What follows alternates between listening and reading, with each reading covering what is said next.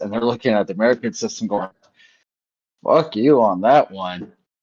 And now that Trump decided to round up as many quote unquote illegals as he could, that just emptied out the unskilled labor market. So now those people who quote unquote don't want to work have a stronger bargaining chip of give me more time off.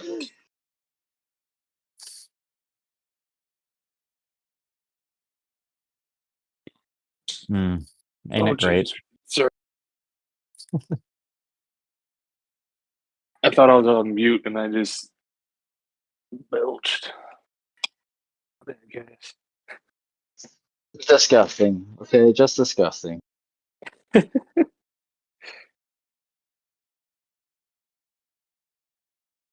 Man, are we all gonna die? These rolls are garbage. It's not looking great. Yeah.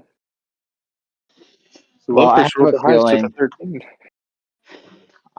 feeling 13. this session is going to be primarily a bunch of setup to avoid the big fight.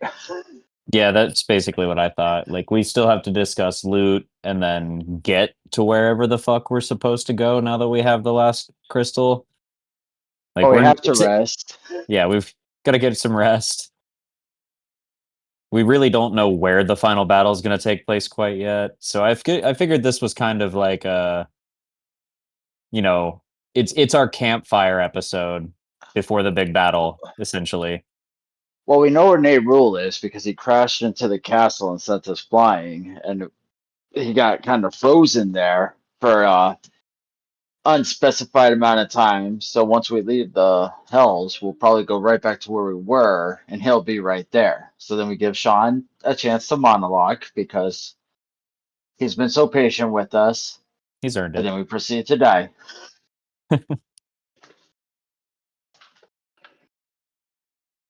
Weird. The God of Death just doesn't have any languages on his stat block. It's going to be a weird monologue.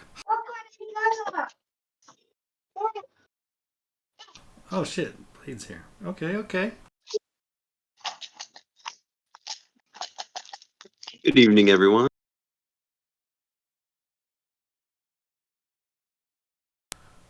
Alright, with the lot of you guys assembled then, we'll get this show on the road. So last session began with the party kind of meeting up as each of them plummeted down various tunnels. They kind of converge into one bigger tunnel, and this ended up depositing you on an island surrounded by molten rock. This being the ninth layer of hell. It did not take long for the party to dust themselves off and encounter the realm's inhabitants, i.e., Neolagoth and an ancient red worm servant. And with that, battle ensued, and the Sands of Justice found themselves victorious. And as they reined in from the wind of the battle, a mountainside off in the distance rattled and rumbled and actually stood up out of this ocean of magma, revealing a massive being who, as he approached, slowly became smaller and smaller and smaller until a gnome dressed quite fancily in red and gold, with a very Mephistophelian goatee and mustache type of, very slicked back black hair, bright green eyes. This particular devil revealed himself to not be a devil, but the devil. And you guys quickly made a deal to not only restore Logos's father, but also that he would grant you a boon of any kind. And he summoned 3 vaults forward, just kind of out of the magma, for you guys to kind of choose what boon you would have. And so these 3 vaults open to just a plethora of items and various trinkets. But also, this deal is all struck and made in exchange for none of you ever coming back to any layer of the 9 hells. And you guys agreed. So that's kind of where we are now. You guys are still in this. You're on this island in the middle of this ocean of magma. You have just defeated Naolagothan, a rather large ancient dragon. This devil seems to just be kind of idly lingering as you guys kind of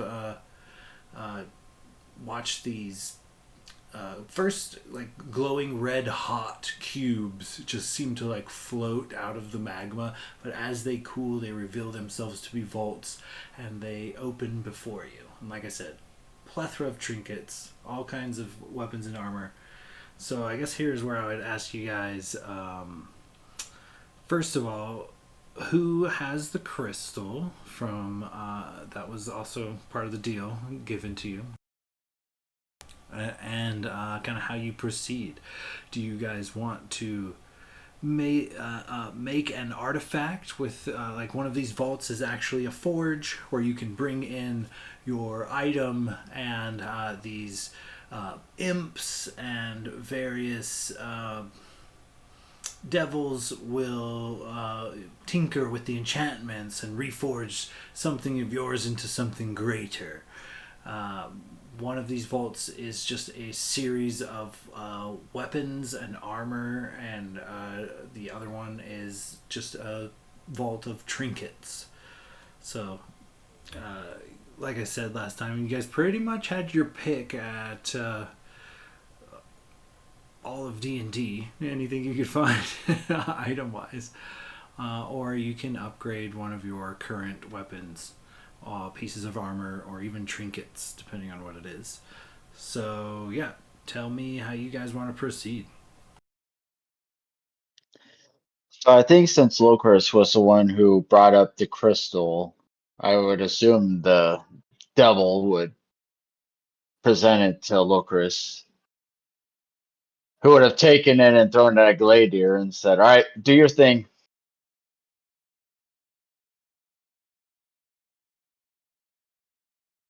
Oh, right.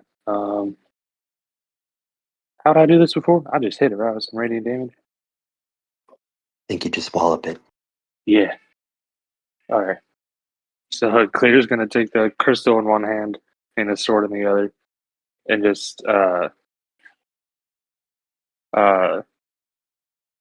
like toss it up in the air like a baseball, and then just whack it. Okay, yeah, give me an attack roll.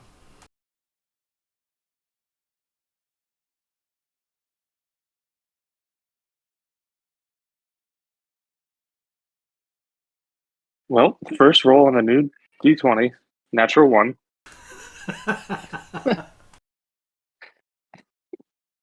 He just fucking misses.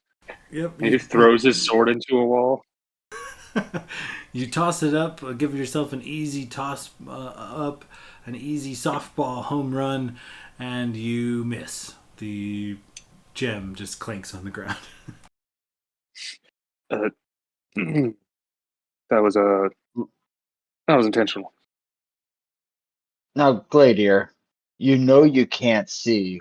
Why would you throw it up to aim to try to hit it? Yeah. You know what? I just thought it would look cool, and then he's just gonna walk over to the crystal on the ground and just smack it. Okay, give me an attack roll. All right, second roll is better. That's it's still only a 7, but I have a plus 15, so Oh, nice. 21, 22. Okay, do you or do you not use a smite in this moment?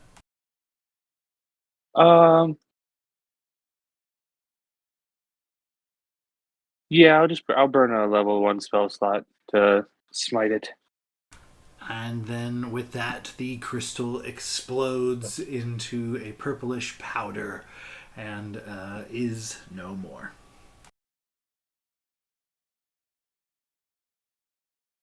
All right, that was better. Got it. Now that we got that shit out of the way, he's ready for us. Unless, go ahead. Oh, sorry, I was just kind of moving stuff around. My bad. I set my mic off. Go ahead, tell me Oh, what's up. I thought somebody was starting to talk. I was going to say, since I know exactly what I want, I can narrate a little bit, so then you could get into the making of toys. Heck yeah, let's hear it. All right, so Locris would start wandering through the vault, looking for anything that sparks, primarily looking at weapons, looking for a God Slayer weapon. And he'll get a little voice in the back of his head from Jurassic saying, you have combat pretty well handled, hard to hit hard, but you're dealing with a god who is not just going to simply attack you with weapons. You need you are a warlock. You are not just one with weapons, you also use magic, and thus you should use magic. And I'll just feel a pull walking down the aisles as I come to where the staffs are. And I see one that's about 4 feet tall, having a curving, mirroring shape with etching all down the line. He says, "Ah, yes, this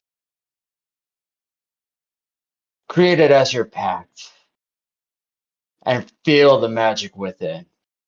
And Locris will pick up the staff of the Magi, and after taking an hour to attune, the staff breaks down and rolls up his arms as a tattoo. Hang on.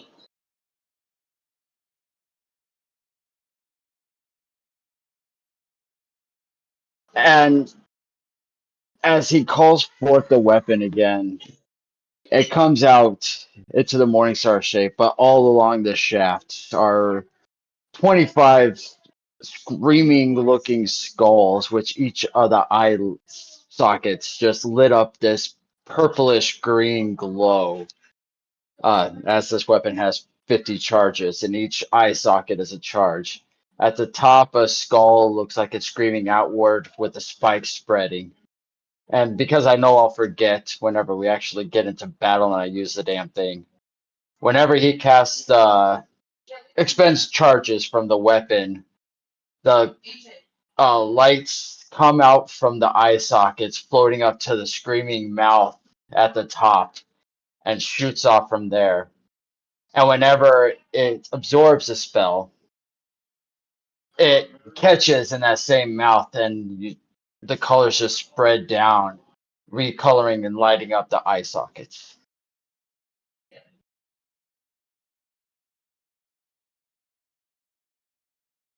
The devil kind of claps as he watches your selection. He gets a bit giddy. Oh, nice choice. Yes, pretty wise, mortal.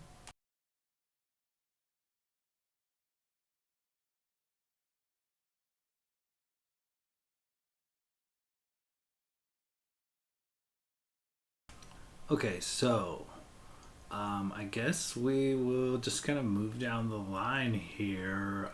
Blade, do you have an item you would like to seek out of the vaults, or do you have an item or something you would prefer to enchant further?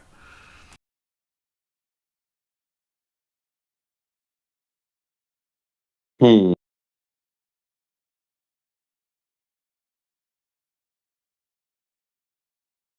That is a good question. Blade's already got a pretty powerful loot, so I think another weapon or instrument is out of the realm here.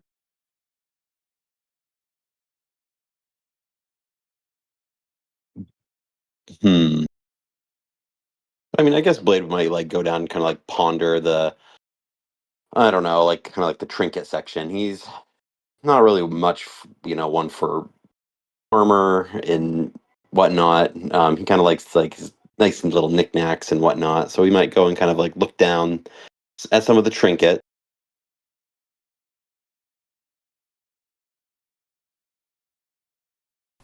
Okay, yeah. Think like that scene in The Matrix where they summon a bunch of guns. This though the vault isn't that big. Stepping within it is just aisles upon aisles of various trinkets.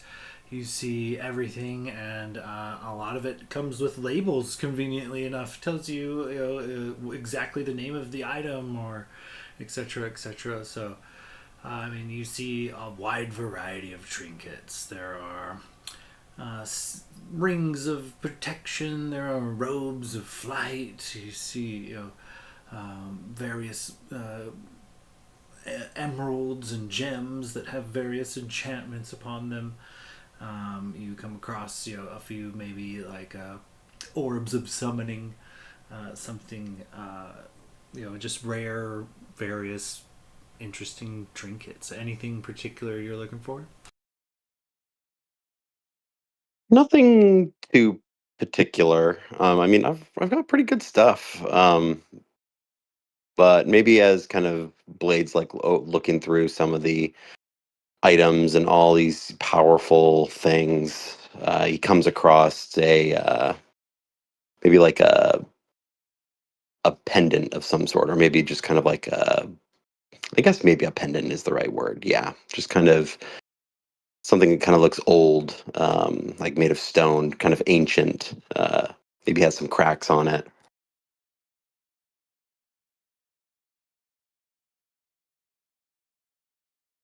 Yeah. As you find this kind of like stone, kind of like relic, kind of like pendant.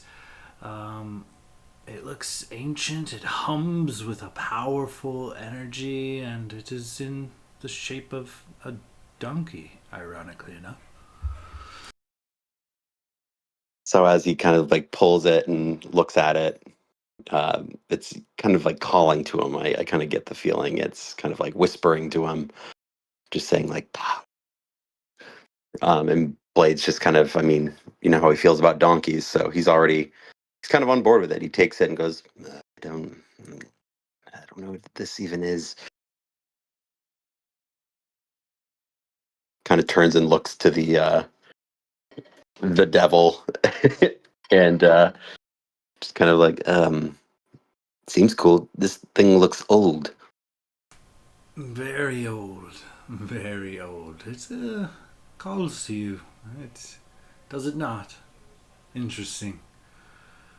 Some of the most fascinating mortals I've seen in an age.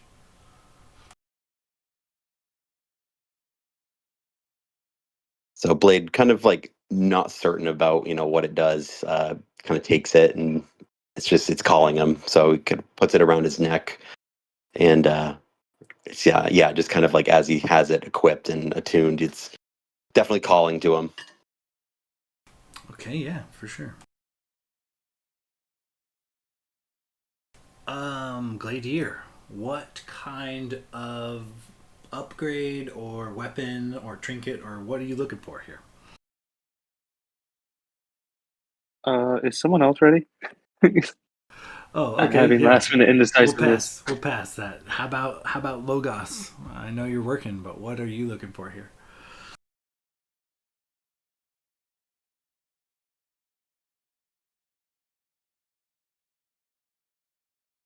Yeah, hear me? Yeah, I hear you. Uh, so first thing Logus would do is he would walk up and it's a blade. And he's like, would you mind? I did promise I'd help you. And his eyes will start glowing green and he'll grab his hand and cast regenerate on his pinky.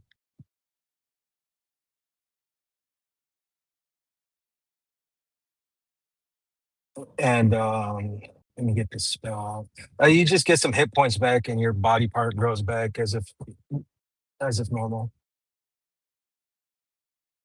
Blade is just like his eyes light up, and he just gives you a giant hug and says, "Locust, thank you.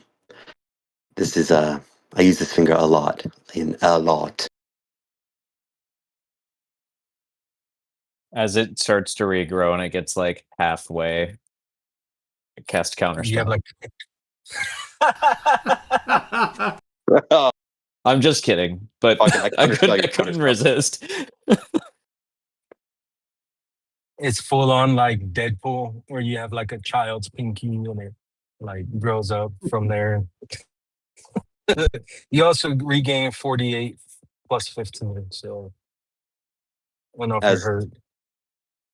oh yeah, as So like the pinky grows back, Blade also kind of like pulls his pants and kind of like looks down, makes sure, just making sure everything's growing back. You've got big. Who knows? you get 35 health points back. Thick. Thank you so much. And then Logus will look at the forge one, and he'll take the bow off his back and talk to the devil. Would it be possible to possibly upgrade some other weapons we already have? The devil nods.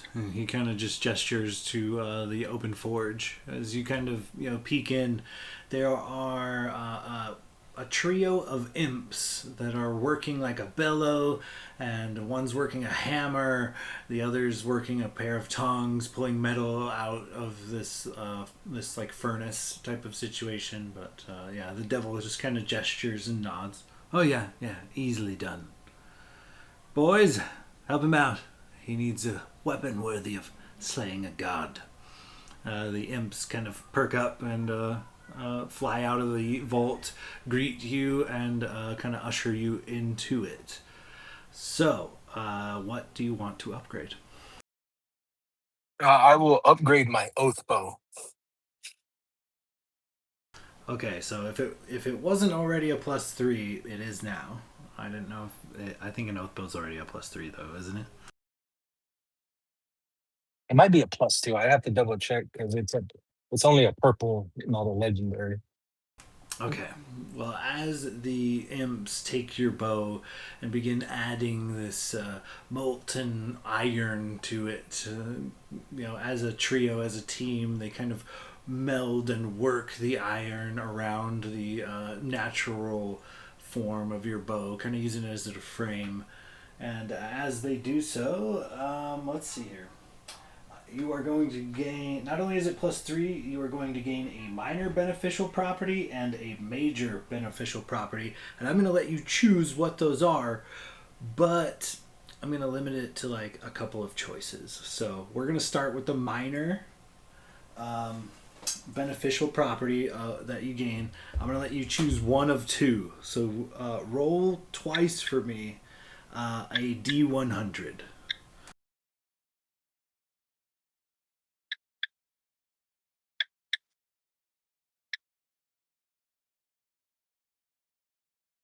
I should have separated them, but it's an 83 and 97. Okay. 83. As above. Okay. While attuned to the artifact, you can cast one level 3 spell chosen by the DM. After you cast the spell, you roll 1d6 on a roll of 1 through 5. You can't cast it, yada yada. Okay, so you basically get a free level 3 spell slot that comes from the item. And it says my choice, but I'm going to leave it up to you. You can grab any 3rd level spell in any spell category you'd like. That is option 1. That is option 1. 97. While attuned to the artifact, you gain +1 to AC.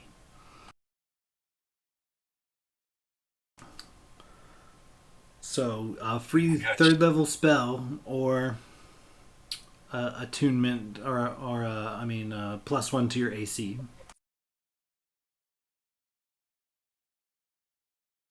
You know, the level 3 spell does sound nice, but it's funny because my two choices were either upgrade the oath bow or get +3 armor to make my AC 20, and that +1 AC kind of just gives me both of what I wanted. So I will take that one.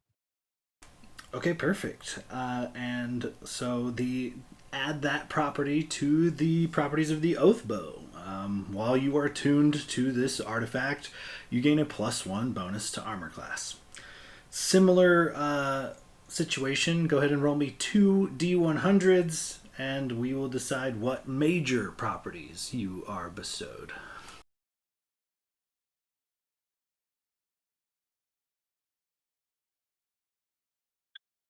A 56 and a 76. Okay, 56. That's weird. It's almost, you almost got the same one, but higher level. While attuned to the artifact, you can cast one level 4 spell from it. Similar situation. After you cast the spell, roll a d6. Roll a 1 through 5. You can't cast it again this way until a long rest. So, a free 4th level spell, essentially, out of that roll. And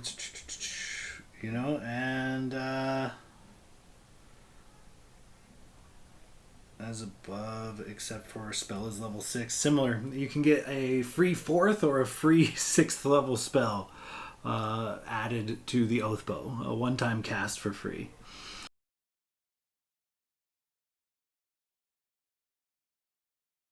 Yeah, it's a hard choice. I think I'm going to go with the 6th level spell. Yeah, I assumed.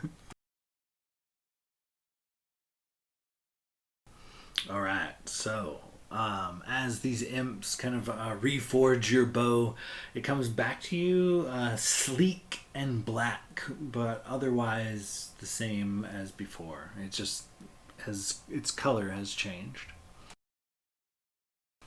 Um, Moving on down, Locris, you are up. Oh no, sorry, Renwick. We're gonna give Gladier a little time. Locris is already gone, so.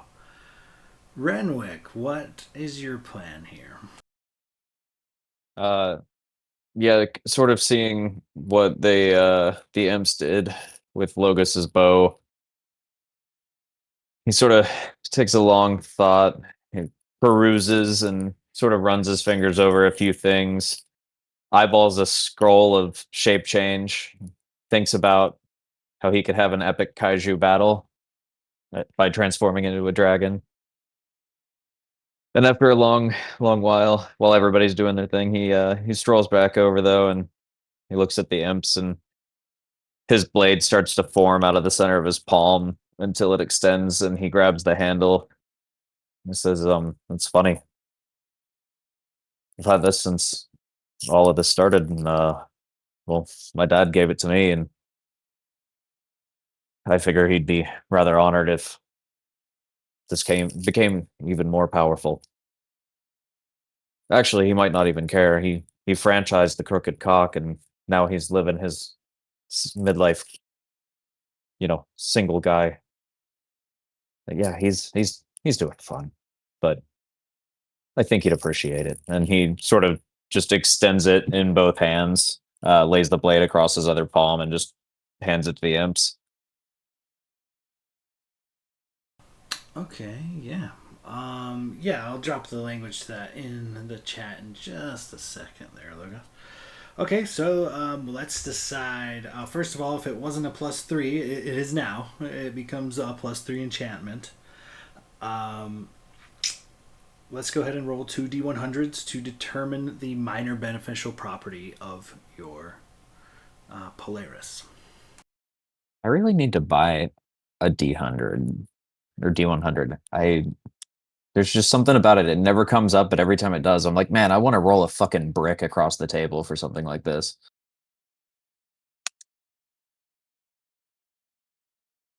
Ah, shit. Wrong chat. My bad. The problem is most D100s are just a D10 with an extra number painted on.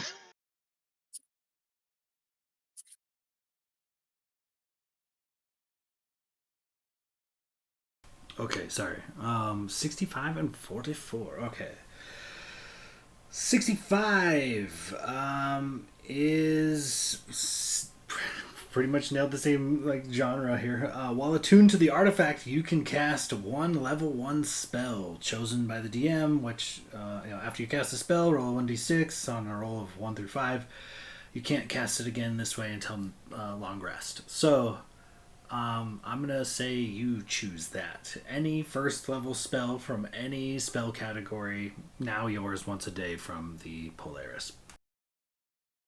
The other one, 44. 44 is while attuned to the artifact, you have resistance to one type of damage. To one damage type of the DM's choice, and I will again defer that to you. So damage resistance of your choice, of a type of damage of your choice, or a freebie first level spell from any spell category. Yeah, I'll take the resistance. And what type of resistance do you desire, sir? Well, given what I think we're about to fight, I'm gonna go with necrotic. Wise choice.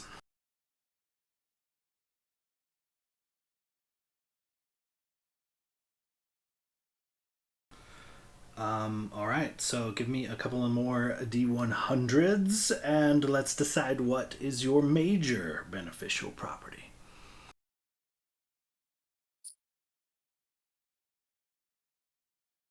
All right, 71 and 82. 71, similar to Logos's. It's essentially, you can either cast any 6th level spell or any 7th level spell freebie from the sword from Polaris, and I will allow you to choose from any spell list category, whether it's wizard or sorcerer or druid, etc., etc. And does it have any negatives to it, or is it just once a day I have to pick now, but once a day I get this spell? And yeah, That's it. it's the similar as before, where you roll a d6. If you roll 1 through 5, you don't get to use the spell again until a long rest. But on a 6, you could immediately cast the spell again. Okay, that is sick.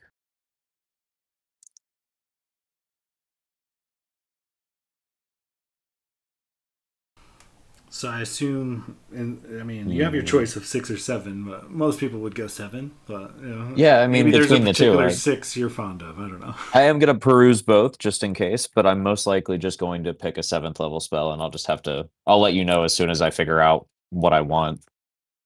Okay, excellent. And Gladier, we finally get back to you. How do you play this situation? Did we give you enough time? Give me about 20 more minutes. No, I'm good. Rocks fall, Gladier dies, everybody. Okay, moving on. No, similar to Renwick, he just kind of starts wandering around aimlessly, perusing the different vaults, and he's trying to. He's picking up random shit, putting it back down.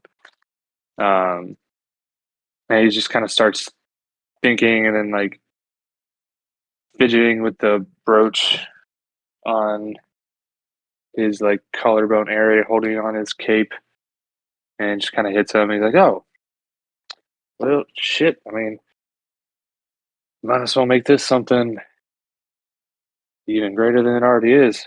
Reminder of a Hammer's death, and maybe a little bonus." He's gonna walk over to the imps as well, and kind of unclasp the brooch made from the Hammer's skull that Locris, his good buddy Locris, made him. Yeah, so I'm thinking, can you guys do anything with this? I mean, it's not a weapon or anything, but I don't know, maybe add a little magical fancy spells to it or something.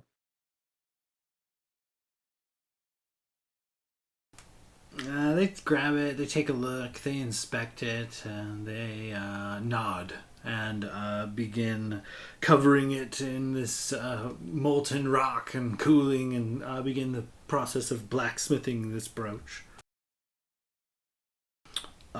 So, since this is not a armor or a weapon, what properties does the brooch have already? Did we determine that, or is it? Oh wait, the gift from Locris, correct? Yeah, it's strictly non-magical. It's just a decorative piece. Okay, so since it's a decorative piece, we're gonna roll. There's a different magic items minor property table, and we're gonna roll on that. So give me a d20 before we decide the major and minor properties of your brooch. Oh boy. Hopefully this new dice does better than the first two rolls. Are you fucking kidding me? I'm gonna get a refund. Natural one. It's actually not bad. Oh, okay. It's called It knew. it's called Beacon. Beacon. You can take a bonus action to cause the item to shed bright light in a 10-foot radius and dim for an additional 10 feet, or to extinguish the light. So it's just another light source. It's not too terrible. Okay. But, so you get the light source going, and go ahead and roll me 2d100s to determine what the minor beneficial properties are of your artifact. 27 and 12. Ooh, that's not a bad gig. Okay, so 27. While attuned to the artifact, you have immunity to the poisoned condition. Okay. Or while what would you 12? Or while attuned to the artifact, you gain proficiency in one skill of the DM's choice, and I will defer that to you. Oh boy. Proficiency. So a proficiency in a skill of your choice, or immunity to the poisoned condition. Hmm.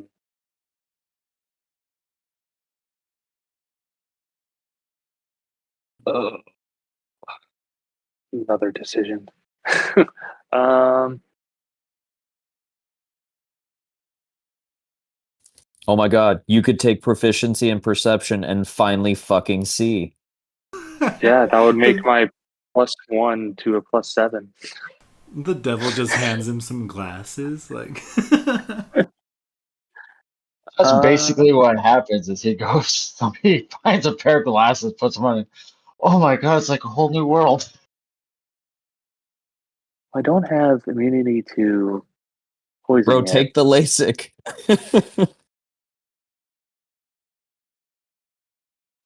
Yeah.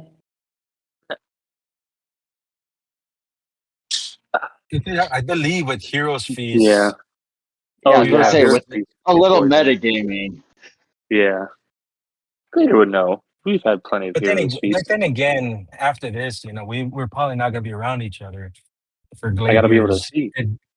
adventures, exactly. Or when Yeah. you don't want to get poisoned, that'd be a way to get rid of Gladier pretty easy and just poison him. Jesus. No, I'll take the proficiency in perception, because I don't think everything else I'm pretty solid on. Okay. Perception is the one I use the most, that I fail the most. That makes sense. It only took 19 levels, but Gladier fucking figured it out, you guys. He just starts blinking a lot as his vision comes into focus and he finally sees everything with 20/20 vision for the first time. Guys, I forgot I was part lizard and I had two sets of eyelids, You thought Blade was hot before. Is this how you guys see all the time? Oh, that's funny. Yeah, you were fucking blessed for the last however long we've been together at this point. It's fucking unbearable. Well, now I can I'll finally be able to see. You guys don't have to yell at me for being blind anymore. We're still probably gonna do that for what it's worth, but I'm happy about your eyes. Yeah. All right, give me 2 more D100s. Let's determine what major beneficial property you gain. Oh shit, that was just the money. Oh. Okay. 2 more D100s. Yeah, I also need to get a D100. It would just be very satisfying.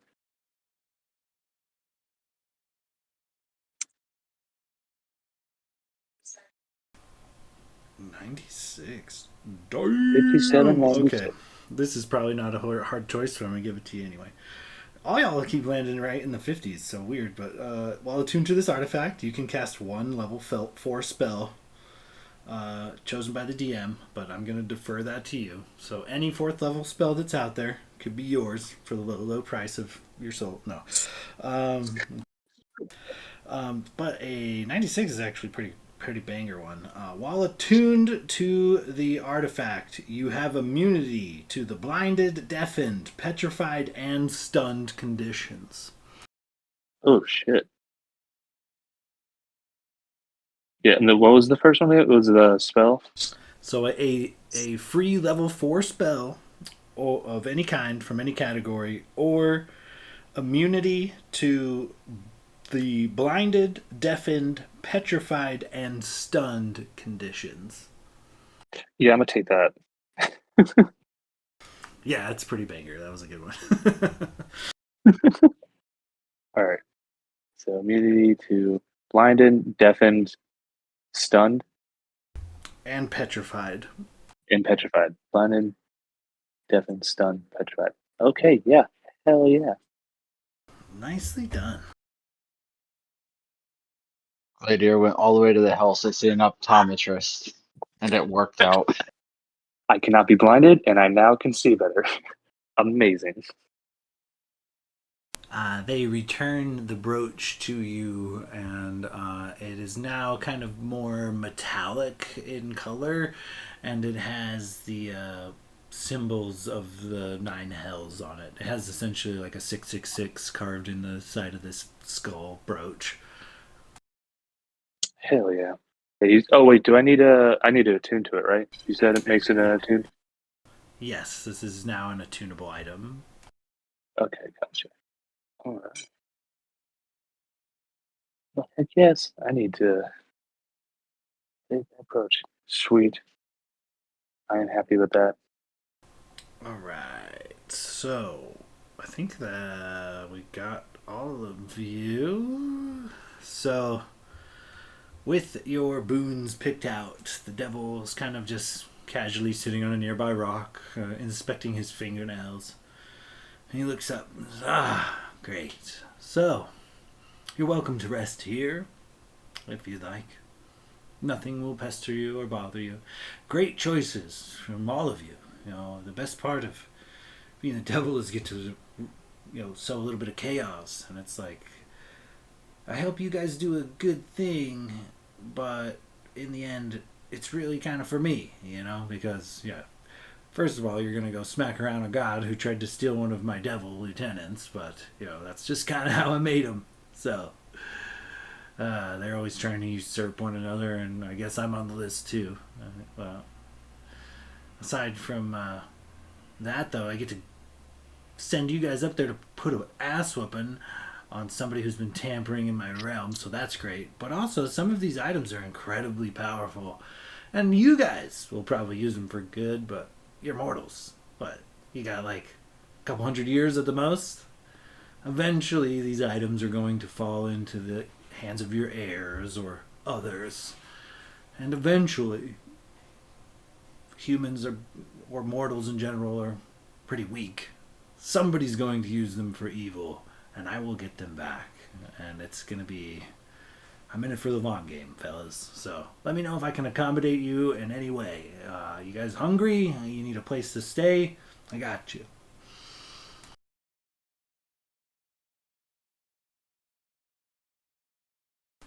No offense, but I think we'll just stay in our mansion. Fair enough. I am the devil. I get it.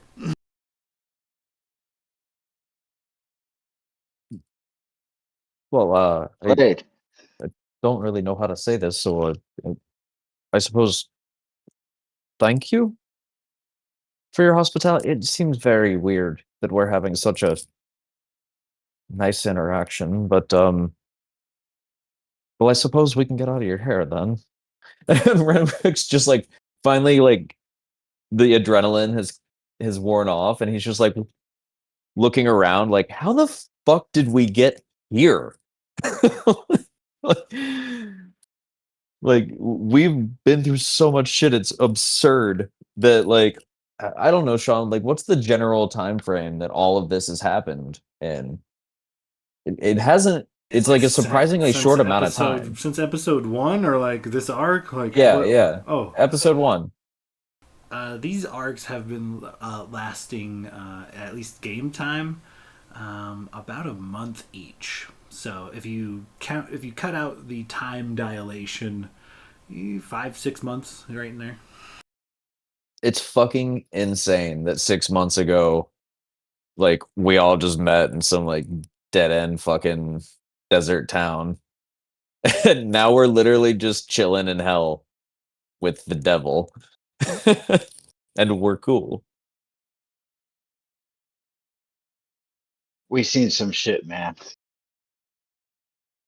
It sounds like it would have been like a 5 to 10 year endeavor, and instead, like we did this shit in 6 months. Well, the thing is we're all trauma bonded. That's fair. Yeah, we did become fast friends. Yeah, there was death and executions episode 1, so it was pretty rough from the get go. It was like death and murder. Figure this out.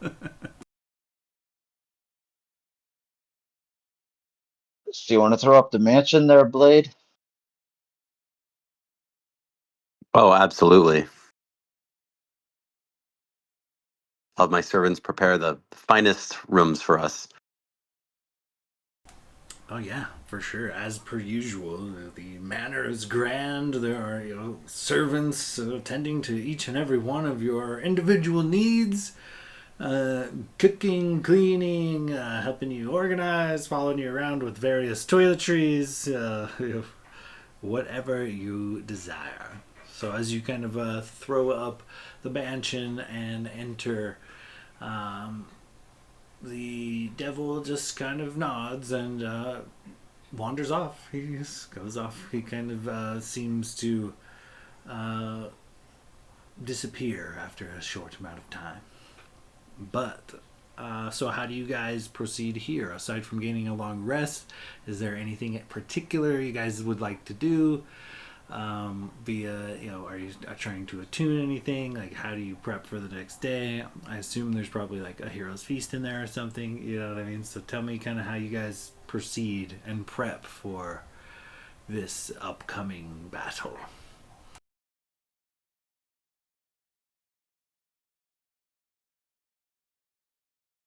Don't all you fuckers go at once now. Nope, I was reading up on something. Oh, no. All right. So Locris would have looked for a large boulder. In the hells? For sure. There's definitely probably one falls out of the sky and like lands nearby from a volcano eruption off in the distance. All right, so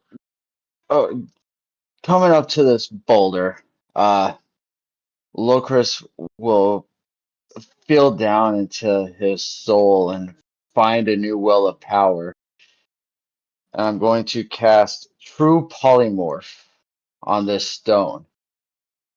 Uh, well, you could turn a object into a creature, and when you do that, the rules for it are you can turn an object into any kind of creature as long as the creature size is no larger than the object size and the creature's challenge rating is 9 or lower. I am going to polymorph it into a young sapphire dragon, which is a CR9. Nice. Which is why he looks for a large one. Yeah, for Uh, sure. The creature is friendly to you and your companions. And if I maintain concentration for an hour, the polymorph becomes permanent. After that hour, the creature might remain friendly to you depending on how you treated it. So it could turn out, which is why I made sure to choose very least a neutral. And young sapphire dragons are lawful neutral typically. And so for that hour, he would be feeding it. And since sapphire dragons, according to lore, are very war and strategy, he'd be really hyping up this battle they're about to go into in order to convince it to stay with them. So he could maybe see about having a animal companion in this battle. Okay, I'll say, that's pretty clever. How about give me both an animal handling check and a persuasion check? All right. Animal handling. Yeah, let's do that one first because that one is going to determine how high of a persuasion check you have to get. Would I be Let's use. possible to help him with the animal handling? Considering, I mean, I'm there with him, and I mean, I would have been totally down with being friends with the dragon. Yeah, I'll say you could give him the help action for sure. Yeah. I could even take it for you if you want. You know? Good, but it's my pet, so I don't think he'll let that one go. It's easy. You let me have the dragon. 13 on the first roll. Okay, animal handling 13. And second roll is 13 is the higher one for the advantage. Oh, okay, for sure. For animal handling, which Chris isn't big with animals, and what's my persuasion? Bummer. All right, Avery, you gave me 3 mediocre rolls. You owe me a good one here.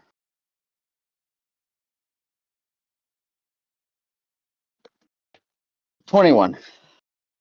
Nice. A persuasion check of 21. I'm gonna say, dragons are relatively intelligent. She's kind of picking up what you're putting down. But as you're kind of feeding her and talking to her, the devil pipes up. So, or you could not do any of that. I'm actually down a dragon. Like, you could just have this layer. There's a literal giant pile of treasure a couple of floors up. You can have it. It's all yours. I'm going to roll against your 21. Even with a plus 10, dirty 20.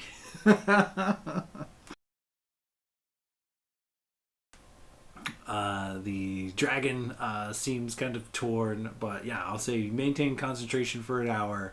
You and Logus kind of feed the dragon. I'll say that the dragon agrees that gold and glory can be found on the battlefield, and they will assist you in this conquest. Beautiful. He'll set him up in his own little.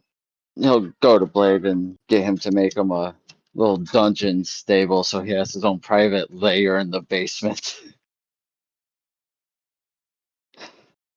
And then, that's all Lucas was doing. Hey, Locris, how much would it cost for you to make me one of those? Something about being able to ride a dragon into battle just seems exciting. Well, I can only cast the spell once a day. Oh, this is for the Oh, here and now. I mean, if we die tomorrow, I mean, I won't be writing anything. So, I mean, maybe if we survive, we can pick up this conversation again because I really want one of those. yeah, maybe we could do a little game. out of it to see whether you pay a higher price or a lower price. But you got to survive first. I don't like your games, but I do want a dragon, so deal.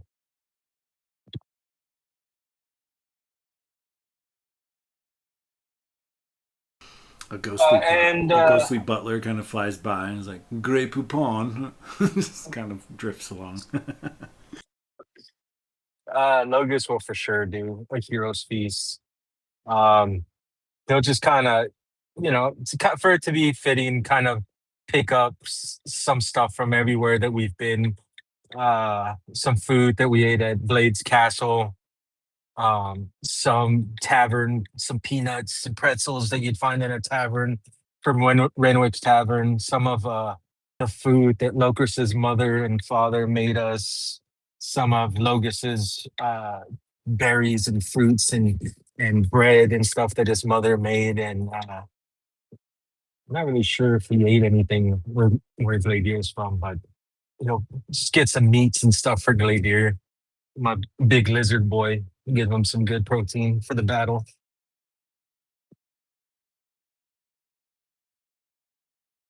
Oh hell yeah!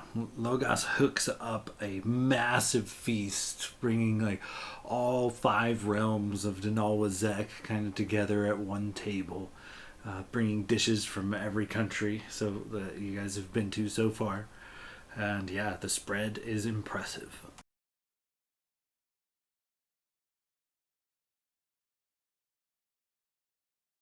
What benefits does that hook them up with again? They get some like temp HP on top of immunities, right? It's 2d10 permanent HP for the day, um, and immunity to being frightened and poisoned, I believe. I'll get the language of the spell again. I'm driving back to the station. I finally finished my route.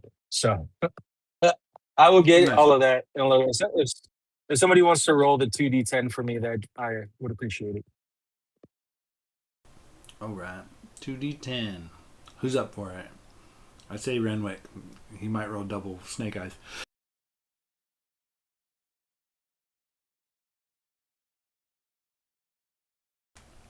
All right, let's see here. That was just rude. Accurate, but rude. 8 total HP.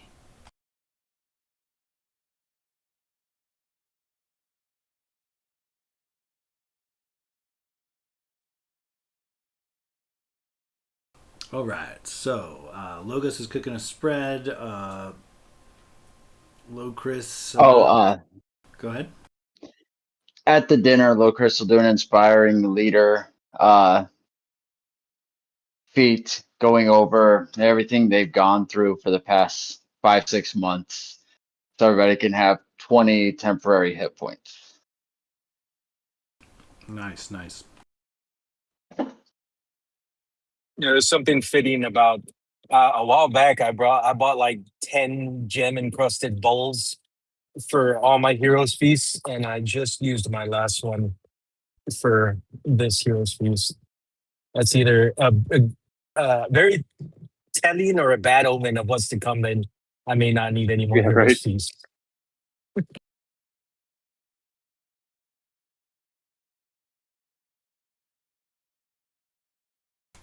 Okay.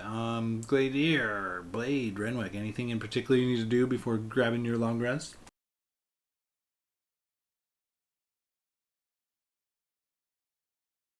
I think he would definitely at some point when he can find the time, uh, do his best to like attune with the Kraken.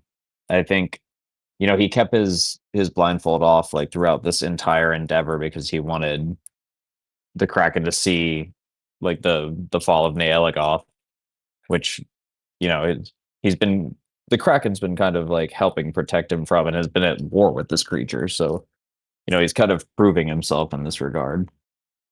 So when he finds a quiet moment, I think he settles in. And like obviously, I guess are we in the mansion at this point? Yeah, you're in the mansion, so you have like your private So quarters and stuff. So yeah, he does his normal like like draws himself a nice like giant bubble bath and just summons the rapier out of his palm into his hand, kind of looks at it, and it has these changes to it, but this transformation into this like +3, kind of like hell touched weapon. Um, and he just sort of like settles down and dips below the bubbles, and yeah, he'll basically just touch base with his sort of patron, if you will. Yeah, go ahead and give me a religion check. Oh, he's not super religious. That's why he's tied to the Kraken. But that's a 17. I'll say as you kind of commune, you find yourself in these deep, dark, bubbling waters. Things are moving around you that you can't quite see. And then suddenly, like a piercing yellow light from above. And as you kind of adjust your sight to see what it is in fact one massive, peering, open eye of the Kraken. It stares at you. It like almost lights you up in this sea of darkness, and strangely comforting. It's almost like a message of like, I see you. I see what you've done.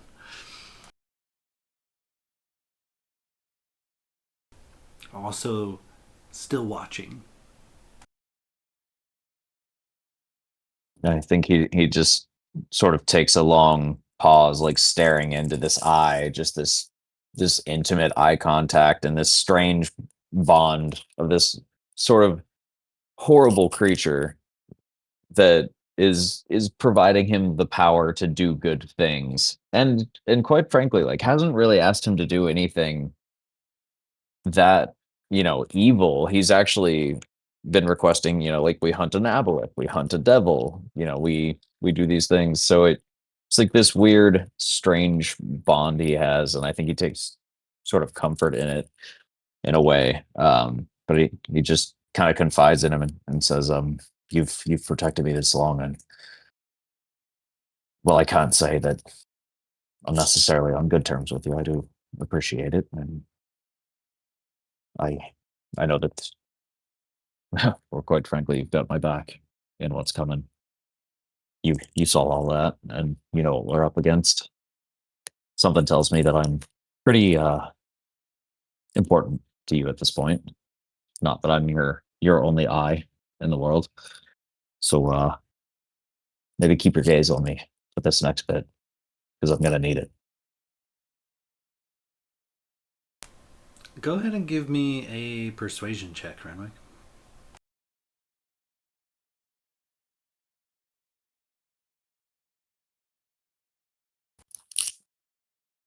That's dirty 20.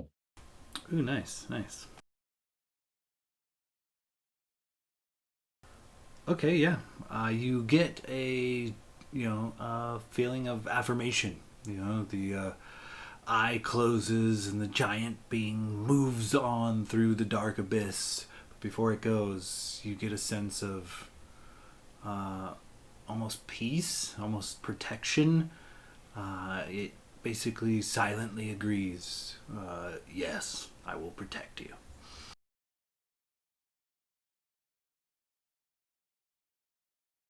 And yeah, I think he just slowly sort of like rises back above the bubbles and kind of kicks back, and for the first time in a long time, he just puts his arms back against the side of the tub and closes his eyes and just sort of relaxes. Like it's a peace he hasn't felt in some time, despite what he knows is coming.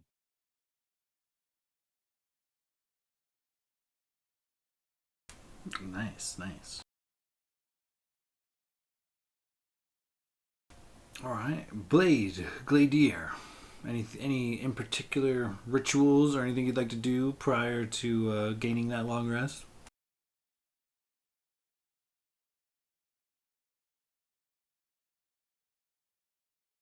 I think Blade would just kind of like, have dinner with everyone and kind of be his normal self, but like as soon as everyone kind of starts drifting off to their own rooms, Blade will kind of make his way up. And as he does so, kind of unannounced, behind him kind of appears Gabrielter. And for kind of strange, like Silver, like Blade looks at him kind of strangely just because like the like dragon, or not the dragon, oh my god. He summoned himself, so it's just kind of a surprise to him, and he's like, "Oh, why are you here?" And so he's just kind of thrown off by it. But as he kind of like, he's like, Whatever." But as he goes into his room, he closes it, and Gabrielter kind of like sits at the like outside the door, kind of like up against the door, just so he's kind of blocking it. And yeah, Blade, I think, just probably spends the evening just looking at his pendant and kind of trying to figure out what it is, and going to sleep. Okay, yeah.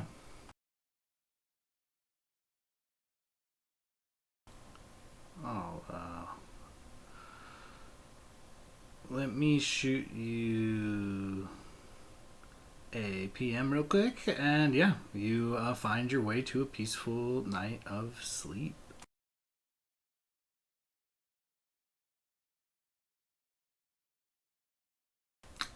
Gladier, or what kind of evening ritual do you have?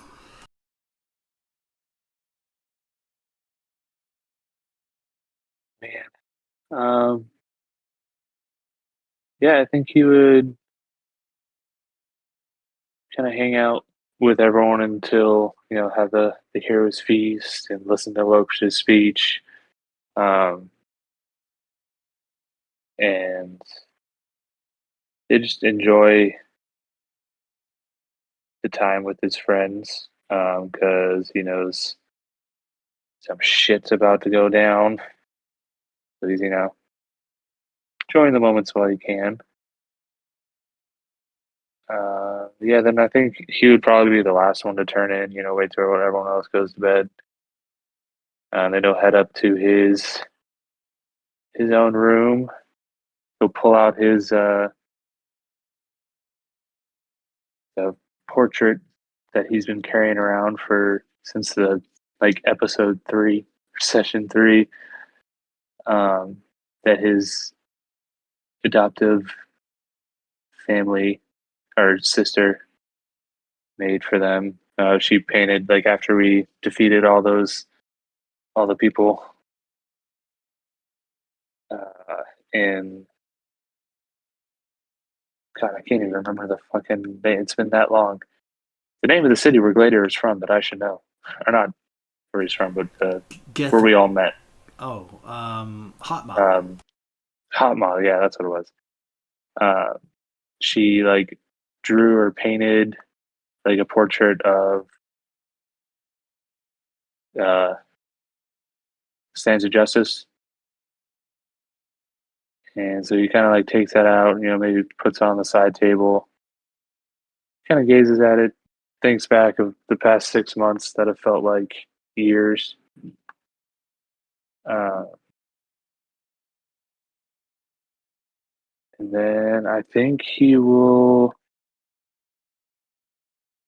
say a prayer to Paylor, just kind of light some candles, some incense, and try and get real relaxed, try and calm his nerves, because he's feeling a little nervous, and he's always been one to try and protect his friends. So he's a little unsure of himself if he's going to be able to protect them from what is coming. So he's just trying to have a chill, relaxing evening before slipping off to bed. Okay, go ahead and give me we'll call it a religion check. Like a knowledge religion check. All right.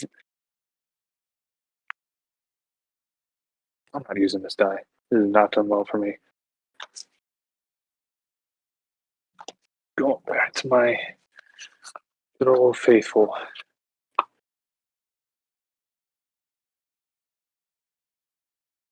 Okay, that's better. 17.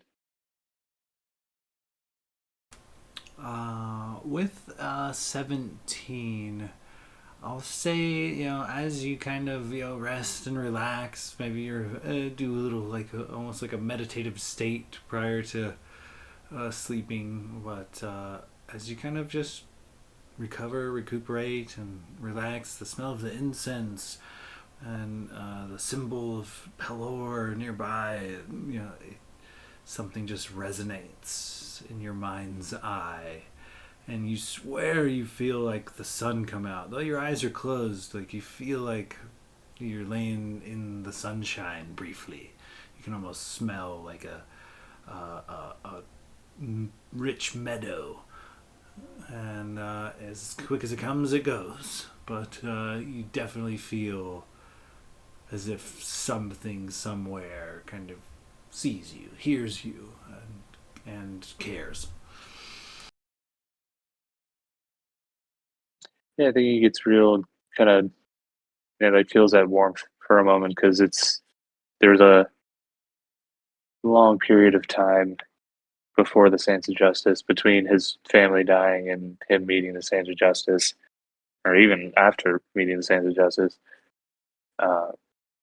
where he hadn't felt that, especially from Palor, because his anger and spitefulness from his tragic family passing. So I think he feels like that calm wave come over him and probably just drifts off to sleep. All right, perfect.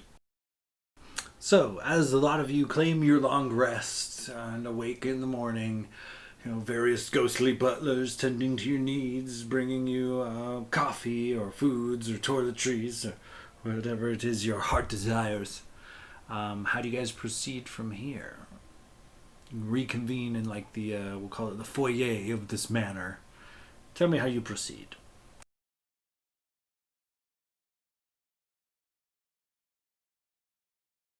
Well, we're eating breakfast. I think locals just say. All right. We know time froze on the material plane as we got sent here to finish this business, which means when we go back, it should be that exact same moment. Night, fighting. Is everybody ready? Actually, if you don't mind, give me 10 minutes. And It's this fucking guy. he just kind of sits down real quick, lights a little thing of incense, and I'm gonna cast Find Greater Steed, and I'm going to. It just takes 10 minutes to cast, but yeah, I'm going to summon a celestial griffin. Oh, hell yeah. And yeah, then he'll maybe move outside of the mansion. Griffins aren't necessarily. Oh no, I mean, can a horse fit inside of your foyer in your mansion? I mean, Lucas got a dragon in, so. Oh, that's a fair point. Okay, yeah, then he doesn't go outside. So yeah, this is just like a golden griffin, not entirely gold, but golden accented griffin kind of just sparkles into being next to Locris's dragon.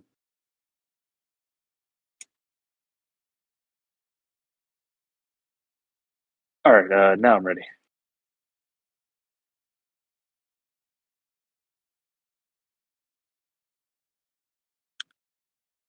All right, Griffin and Dragon in tow.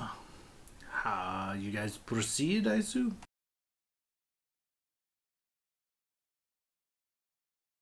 Unless anybody has last minute decisions, I don't think we have any other way to delay it. I've made my peace. Okay. Making sure. Giving you one last opportunity to say your goodbyes to your characters. Um, as you guys kind of exit the manor, the devil is still sitting around, picking at his nails. So, oh, that was quick. So, you need help getting home, or you got this?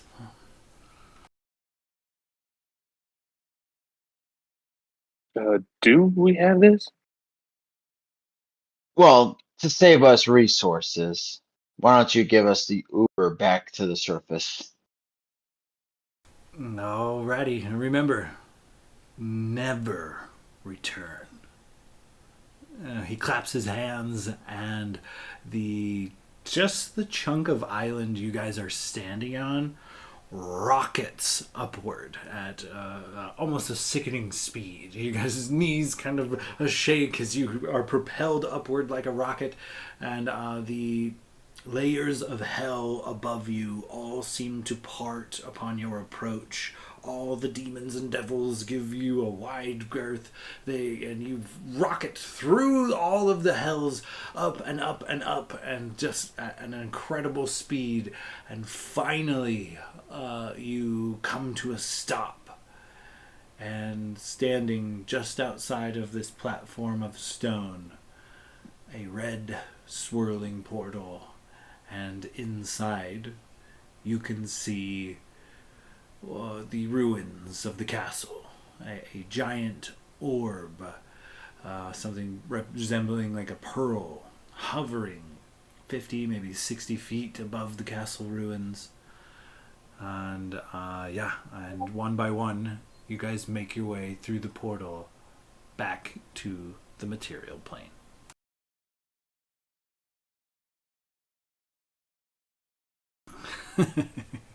Yeah, I like that. I like that conspiracy theory. That's pretty funny. So I got to present you guys with a new issue here. So you guys come back to the material plane, and you are on a very familiar hillside.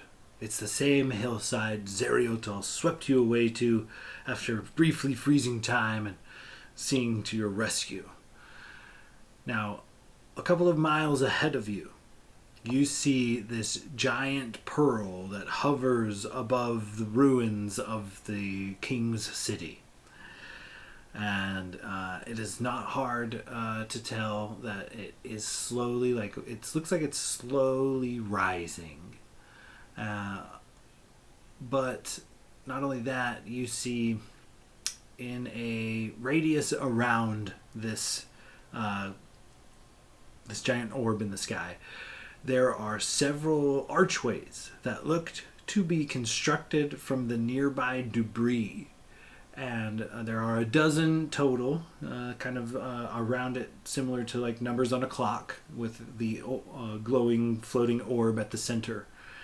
And each of these dozen portals is pouring out what starts to be hundreds, but then is easily thousands at a time of these like iron warriors. You know that Nerul has been taking souls from other lands and using them as like power sources in these sort of like almost like automatons, and that he commands legions upon legions, and he is currently flooding the surrounding area with troops, and lots of them. You know, in the brief time it takes you to return and gain your bearing, you see hundreds become thousands, and in only a few moments he will have tens of thousands. You see this orb that hovers above everything, maybe with a spyglass or Logos's keen elvish sight. You see one figure, a man, completely covered in a dark black robe, holding in one hand a scythe and a sickle at its belt. And it looks like he's staring in your direction.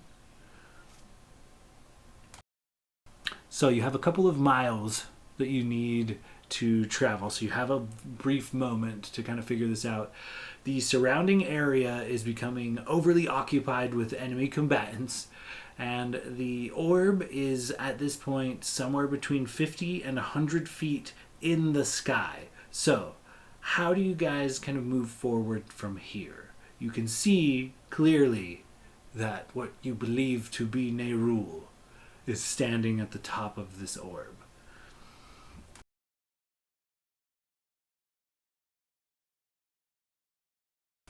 So tell me how you proceed from here.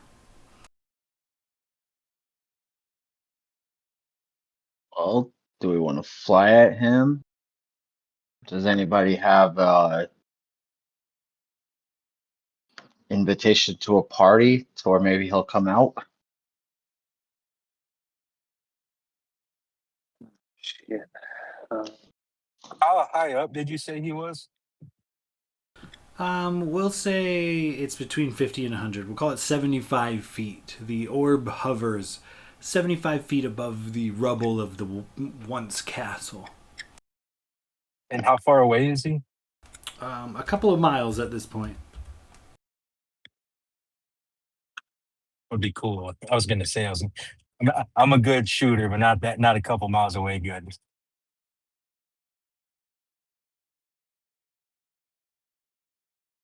yeah, that's a little far for anything I can have that can maybe get his attention. Pull him over here.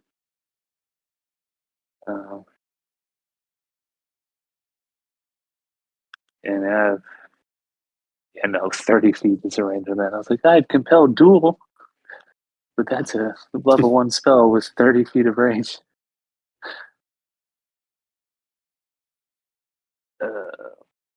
Yeah, I think we might need to get a little bit closer. I mean, we don't have to fly right up to him, but might have to make a little bit of movement towards him just to get his attention. Well, I mean, are we trying to get his attention? Well, we have to stop him. I don't know how else we would. And we can fly right up to him.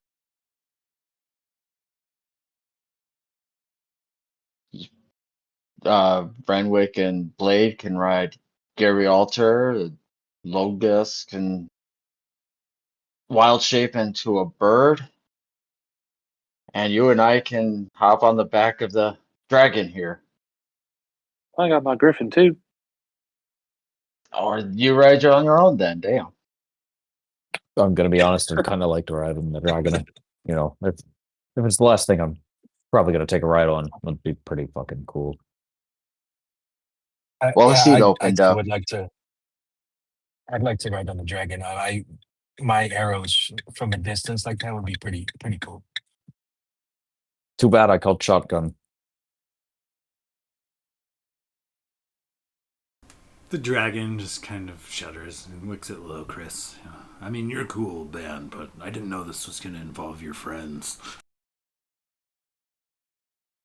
Yeah, I'm sorry. I told him to be chill, but you know how it is. They get a little too excited. Not chill. Not chill at all. Locris is going to turn and look at them and just do that little head shake.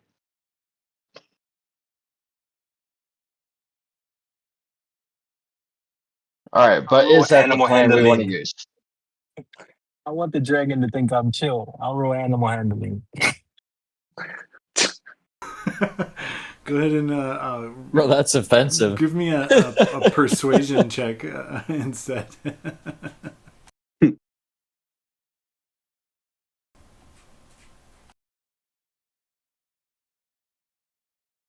It's a straight 15, no modifiers. I don't have the stat block for the Sapphire Dragon, but I rolled a nat 3. I'm going to guess it's probably not double digits for a youngling. Hang on. What type of save? Insight check. Insight. I'm shooting for a DC 15. I rolled a nat 3 though, so not a lot of hope there. No. Insight would be like a +3. Yeah. So the dragon is persuaded to be a little less hostile. He's like, all right, all right. You like pull a treat out or something. He's like, oh yeah, we are friends. I forgot about that. Give me that thing.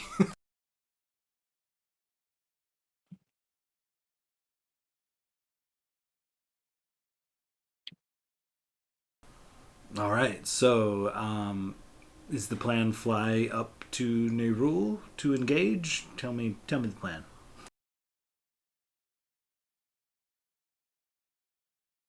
Should That's what I'm asking. yeah.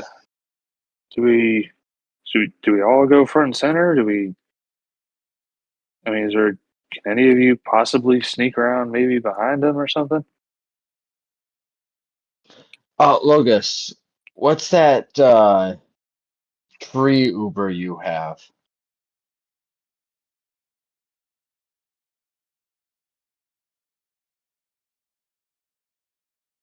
Tree Strider or something? You know, what your mom did that let us travel far distances in a very short time. I unfortunately I didn't think to prepare that. I went more. I thought we were going to be in a battle, man. I didn't think of utility. Locris again just kind of shakes his head. So yeah, fly it is. Well, I guess we're all going front and center. Should we spread out a little bit so we're not, we don't want to all just be in a one clumped up group. Yeah. How far do you think you guys would be apart from each other? 5, 10, 15 feet?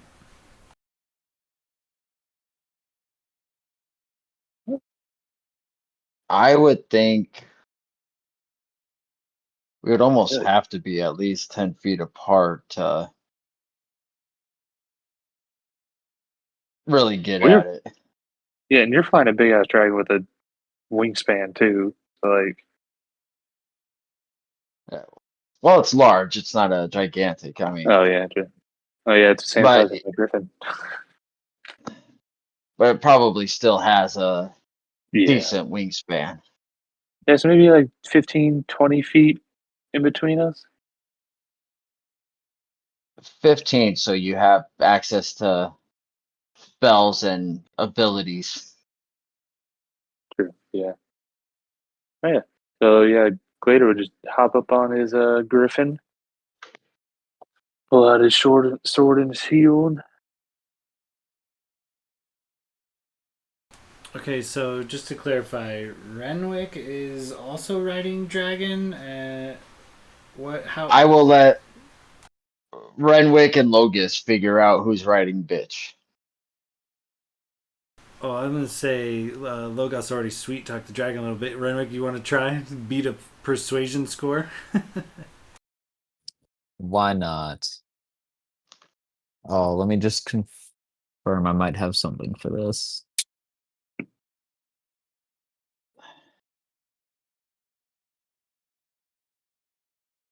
Okay, no, it applies more for combat, but that's gonna be 18.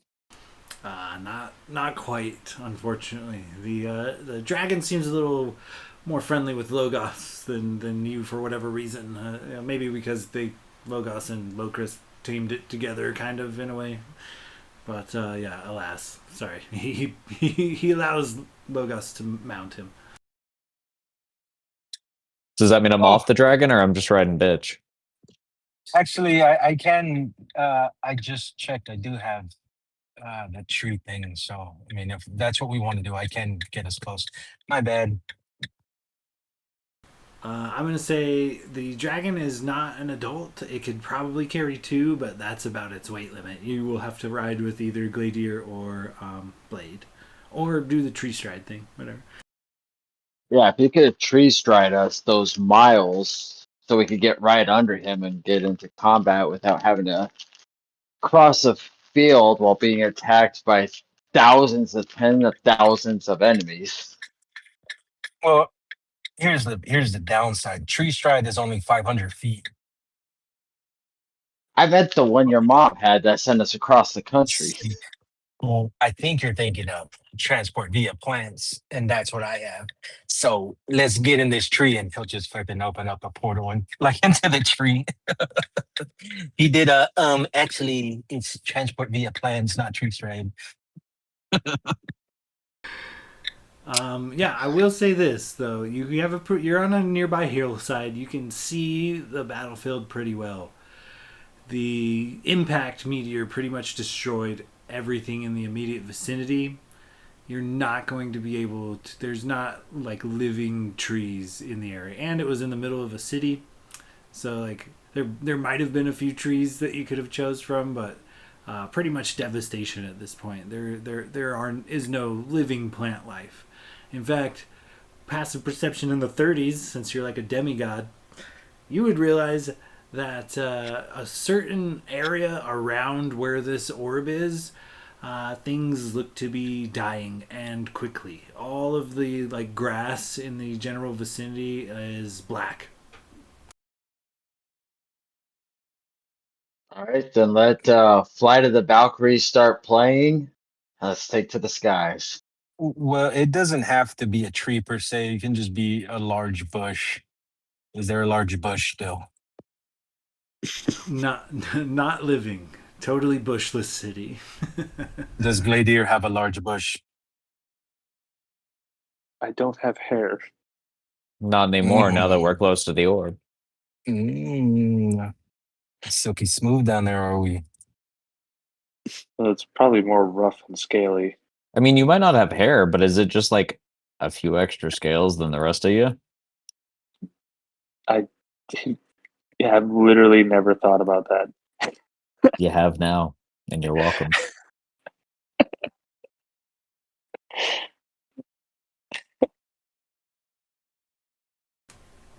You guys crack me up. I don't know what's wrong with you guys or what's wrong with me, but we've been doing this a long time. Oh, funny. Okay, so I actually wrote some shit for this. So if you guys are going to go all Valkyrie into the jaws of death itself, let me get a swig of this wine real quick because I'm gonna be talking for a minute. Let's go. Okay. You guys begin riding towards this orb in the sky as this figure in black just kind of gazes at you, wielding a scythe in one hand and a sickle tucked in a simple belt. As you guys ride over, you guys see all these little portals that were created, and they begin pouring thousands of these creatures, these like manufactured iron warriors, into the realm of Daanal Wisech. There's a dozen portals, and they're pumping out 1,000 soldiers every 30 seconds easily.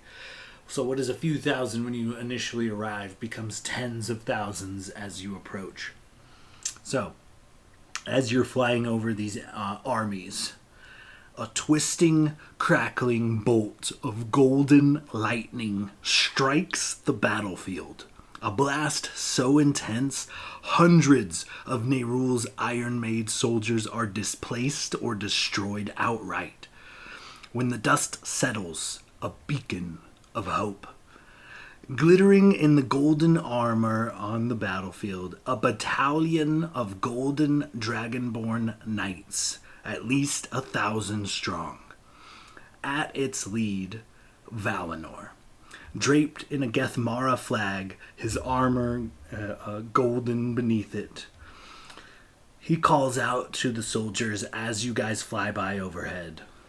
They have chosen to do battle with one of us, so they will do battle with all of us. To Gladier! He points his sword towards the center of the battlefield, and the knights behind him erupt with the clanging of metal and shifting of feet as they all in unison prep their shields and weapons and shift position into a wedge formation. Valinor, the tip of the spear, with the thunderous sound of feet marching in unison, the clang and clash of steel, and the occasional explosions of radiant energy, this wedge begins to drive deeper into what is now the army of of Nerul. On another part of this massive battlefield, you spot this as you're flying by, a pair of oddly shaped clouds linger over the battlefield. With a loud crackle, a bolt of lightning leaps from one cloud to another, but instead of dispersing, the bolt maintains connection and begins to pulse in colors of blue and green and deep purple. At the center of this bolt suddenly appears the tip of a tentacle. First one, then several. As if tearing the very fabric of reality, these tentacles seem to separate the energy bolt right down its center, leaving a massive hole to the abyss lingering in the sky. An avalanche of water pours forth, crushing Nerul's iron warriors beneath it and displacing others as the swift rushing water floods a large portion of the battlefield in seconds. A massive yellow eye lingers just beyond the tear in time and space, briefly staunching the flow of water, echoing through the battlefield. Heed me, dark god. You will not take or destroy what is mine without consequence. As the eyeball retreats and the crushing waves continue to flow, with them also comes a multitude of creatures, sharks, merfolk, giant crabs, and even a ghostly, semi-transparent ship. The Dawn Treader, captained by a halfling once known as Arthur, now known as the emissary of the Kraken. He salutes in your direction as you fly by, as very real cannonballs fire from ghostly cannons into the fray. Give me a second, I gotta take a drink. Okay. On yet another part of this massive battlefield, shadows begin to coalesce beneath the feet of Nerul's iron warriors. A dark shadow pools at the feet of a formation just now reacting to the unfolding chaos. Suddenly, a dozen warriors in the center of the formation are gone, sucked downward by the shadows in an instant.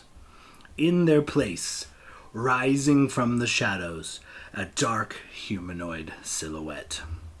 Standing 20 feet tall, this dark, smoky, featureless being towers over the army of Nerul. While featureless shadow, the silhouette also features a large set of tiefling-like horns and a very large mace in one hand, also blurred by smoke and shadow. The creature calls out, "The future lord of the Shadowfell is not here unaided, king of all gloom." And with that, one mighty swing, over a dozen soldiers are sent flying, again and again. As the soldiers react to defend themselves, just more chaos. Arrows seem to bounce off Drassic Riven and fall to the ground as skeletal warriors, ready for the fray. Physical strikes against him cause zombies and ghouls to spawn from his darkness and engage the attackers. The occasional well-placed spell or spear or ballista round glance off him, but not before dropping vampire spawn and werewolves from where they struck. He lumbers forward towards the center of the battlefield, leaving chaos and undead in his wake. At still another point on this massive battlefield, a rumble in the earth shakes Nerul's iron warriors within their marching formations. Two trees erupt from the earth with such force and ferocity it sends dozens of warriors flying in all directions. 50 feet in height, thick green leaves matted with moss and vines, a shady and thick canopy hangs low from each of the trees. A shimmering green portal at the base of each tree, with the help of Lorelei and Tilinara, just erupts. From these portals, a menagerie of predators and dangerous animals pour forth onto the battlefield. Buffalo, elephants, stags, giant snakes, giant birds, bears, panthers, tigers, mountain lions, and more, all flooding the battlefield. Suddenly, one portal begins spewing bullywugs by the hundreds. As soon as they enter the battlefield, a war cry, "For our champions!" Armed with crude bows, primitive kopeshes, and many small wooden shields, they throw themselves wave after wave into the fray. From the other portal, Tardok emerges, the entirety of the tribe of the Lioness behind her. Hundreds of powerful, muscle-bound she-orcs, clad in furs and leathers, armed with fine elvish blades and bows and axes. Tardok, as with several of her lieutenants, including Zetar, they form the front line of their formation, each carrying child and each receiving massive boons from their deity and way of life. Tardok stands almost 10 feet in height, a wall of rippling muscle, her fellow tribeswomen in a similar state, though none quite tower over her. Tardok kicks one of these iron warriors so hard it not only crumbles it like a tin can, it also propels it into others with such force it outright destroys and damages the others that it crashes through. A war cry, like the roar of a lion, shakes the battlefield, and Tardok's warriors crash over her like water entering the fray. From deep within the canopy of these two trees, unseen to most of the battlefield, an unknown amount of wood elves, impossible to count, moving like whispers and shadows within the trees, judging by the amount of arrows that sail forth from it, and and striking down enemies. I misspelled some shit. Anyway, it could be hundreds, maybe thousands of archers in these trees. These archers are so effective that despite it being in the middle of a battlefield, and this becomes an enemy-free zone. An enemy-free zone is quickly established. Anywhere within 300 feet radius of these trees is kept enemy-free. It becomes a place for allies to rally and heal up before returning to combat. The archers, the orcs, and the bullywugs all working as one, offering safety and respite despite circumstance, aided by nature herself. Finally, at just the edge of this battlefield, a mingling of war horns echoes out from the distance, cresting a nearby hill. Lord Svelicin and an army of elvish cavalry. Lord Svelicin and his army all ride upon pristine white steeds, covered in sparkling platinum armor. The knights and Svelicin dressed to match in beautiful, intricate, glittering armor. Svelicin draws a beautiful sword from a glowing purple sheath and calls out, "For justice, for art, for culture, for the best damn bard in Daanal Wisech, and dare I say, love? To war!" Svelicin leads a charge as he and his cavalry crash into the fray, splitting and crushing the enemy fortresses. A single horseman remains on the cresting hillside, his horse as black as night. Roderick Arnault, slowly massing behind him an army of foot soldiers, a mixture between royal guards, copper fist bounty hunters, blue hand mages, militias made up primarily of surrounding country folk. He calls out, "For Tirna, for all of Daanal Wisech, for King or not. The army behind him, quiet, unmoving, but in formation. He sighs. He clears his throat. For Blade Silverstring! His voice echoes, and the army lets war cries rip as they barrel down the hill after Roderick into the fray. With support from mages, the violent, well-armed militia have no problem entering the fray. The Copper Fist bounty hunters, being also supported by mages, begin deploying traps and chains and banes in a most effective manner, while also engaging in combat outright, a touch of well-oiled chaos to the battlefield. Finally, above the battlefield, a nearby floating cloud begins to glow with radiant energy. As the cloud begins to glow almost unbearably bright, 5 separate silhouettes can be seen within, each of them representing the likeness of a head of a dragon. "He's right," says one. "That doesn't matter," booms another. "Just because one god breaks the rules doesn't mean we all should," bellows a third. "Agreed. Let's not dishonor the arrangement of mortals," says a fourth. A fifth deep voice rumbles. "You can go to them, but should you choose to, your mortal life is forfeit. You must remain on this plane until the end of your days. You may never return, not even in death. Your wealth and title here will also be forfeit."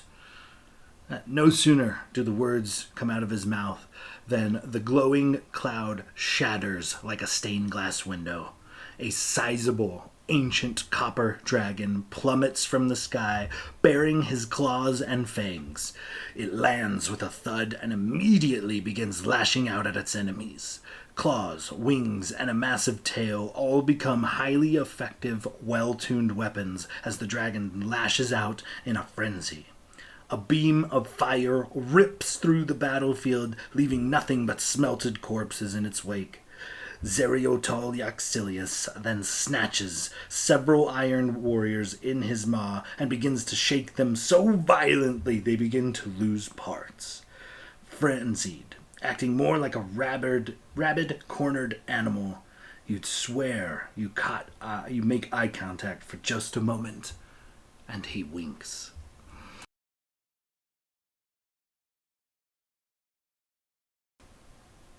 With that, you lot come upon this orb. Now, as you approach, this man in dark robes does not react, does not move, seems to be gauging your next move, curious as to what you have up your sleeve. He does not act directly. He just kind of stares. So, as you lot approach, and this man stares at you from underneath a hood, you featureless, all you can make out is this dark robe. Even the scythe is grasped somewhere beneath the robe. You see no flesh or face, just this dark figure, mantled robes, a scythe, a sickle at his side. Empty in the face, just kind of staring at you.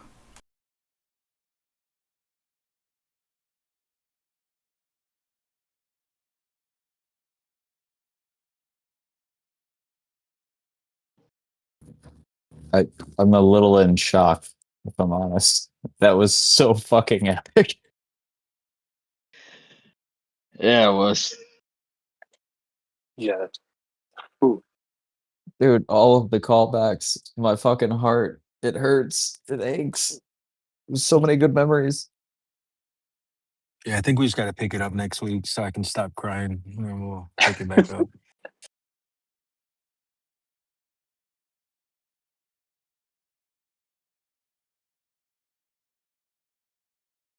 I think I need a refractory period after the nerdgasm that I just had. Take 5, and don't forget BetterHelp.com, you guys. Seriously. Are we sponsored? Hashtag not a sponsor, but I wouldn't turn it down. What's up?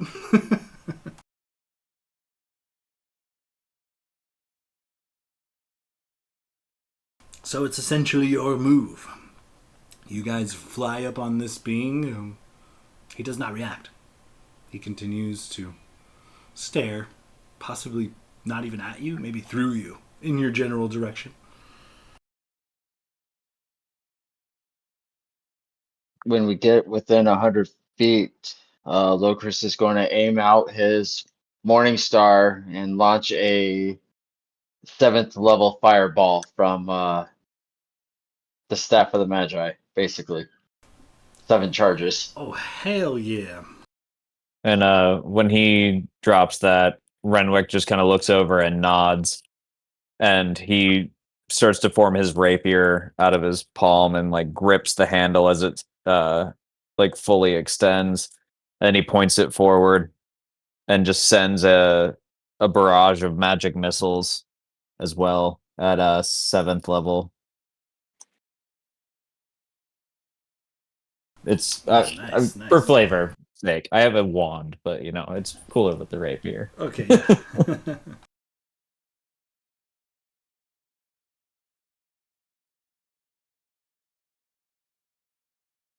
Okay, so we got a 7th level fireball. What level magic missile are we looking at? 7.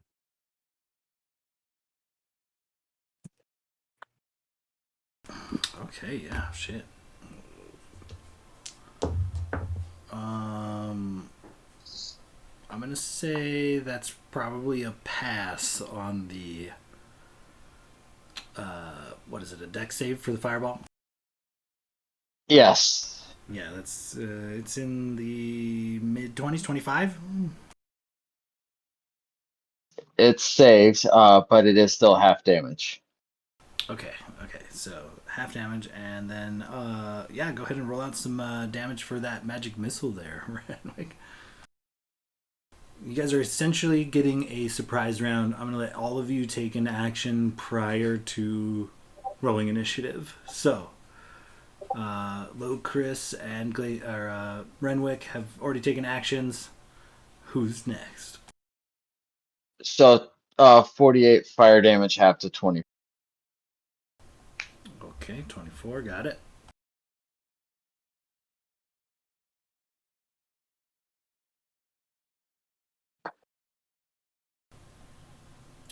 Is that 19? Roughly how close? Oh, Sorry, is that 19 damage for the magic missile there, Renwick? Yeah. Okay, perfect. Go ahead, Gladier. Sorry, still reeling from the description of the scene. But sorry if I missed this. How close, roughly, did we get to this guy? It's going to be a surprise round, and he's really not reacting to your approach. How close do you want to be? Renwick and Locris, about 100 feet. Oh, cool. All right.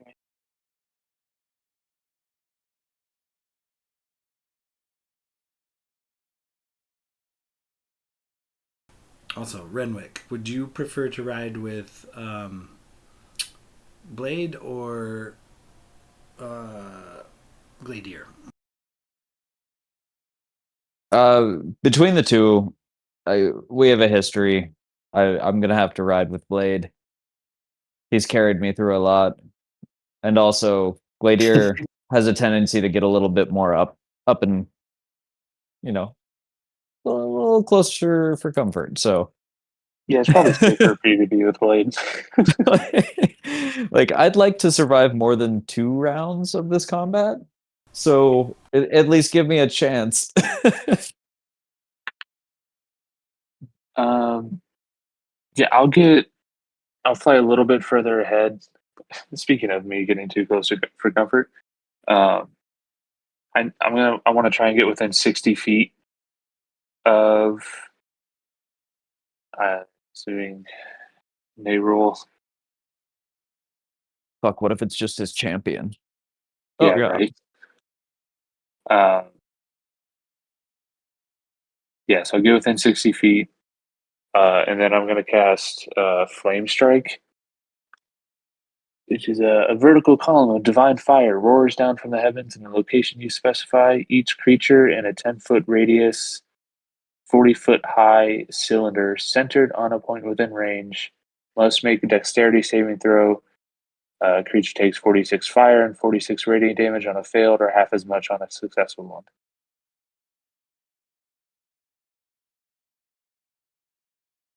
So, Okay, you need a DC deck save? 19 dex. Yeah, DC 19. Which, I mean, if this is a god, he's probably going to succeed. But, you know. I rolled a 19 on the die, and it's plus a handful, so I'm going to say he succeeds. Alright, well, still half damage on 46 fire and 4d6 radiant. All right, nice. What is that called? Pillar of Flame, something like that? Flame Strike? Oh, Flame Strike. Yeah, I think it's a paladin specific spell. I just get it for free for being a paladin. So that's cool. That is, oh my god. I'm rolling the fire damage first.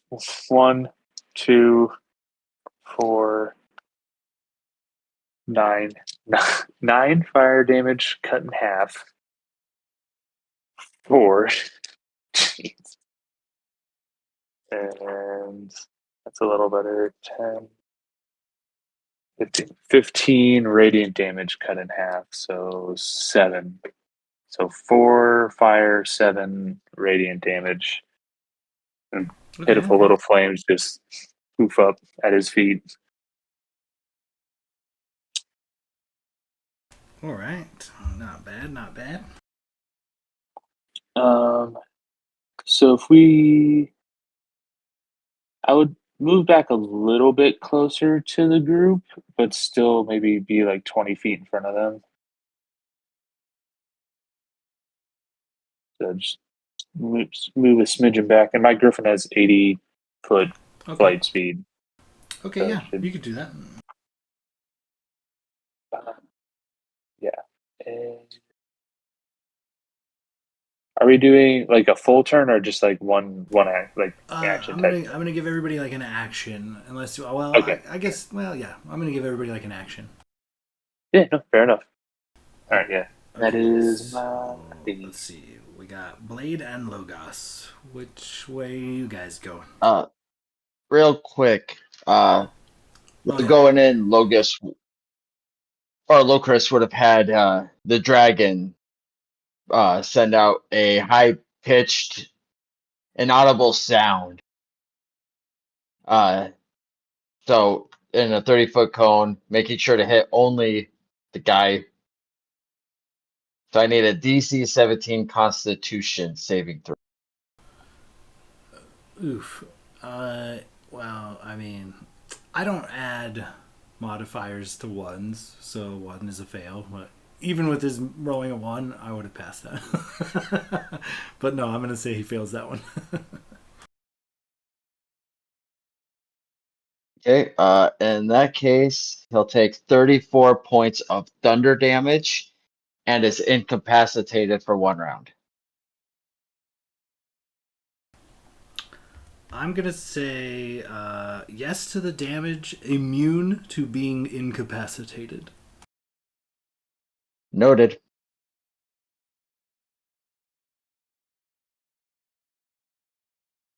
All right, nicely done. Okay, so we're down to we got the dragon, we got Blade and Logos still to go. What's your opener? Well, since this is a surprise round, this is gonna try something a little unorthodox. He's just got some fancy new toys to play with. I'm gonna cast Feeble Mind on the God of Death. Okay. What do you need from me? You blast the mind of a creature that you can see within range, attempting to shatter its intellect and personality. The target takes 46 damage and must make an intelligence saving throw. So, intelligence 19. And then you take the 46. So, I'll roll that. So I rolled a 21, so I'm going to pass that, but is it half damage or? No, the 46 is full damage. It just would have been a lot of shit if you had Okay. failed. What So kind, 15 damage. what kind of damage is this? Let me see. Psychic damage. Okay. Oh man, you're so lucky you passed that. Right. Well, that's all I had. You just take the 15 damage since you passed. Okay. So I guess we will turn to Blade.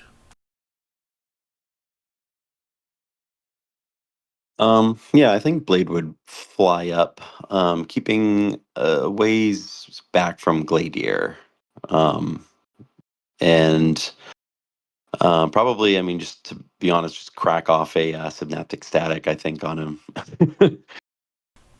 Okay, yeah. What do you need from me? An intelligence saving throw? That is yeah, I think it's intelligence. I'm looking at a 23. That is a pass.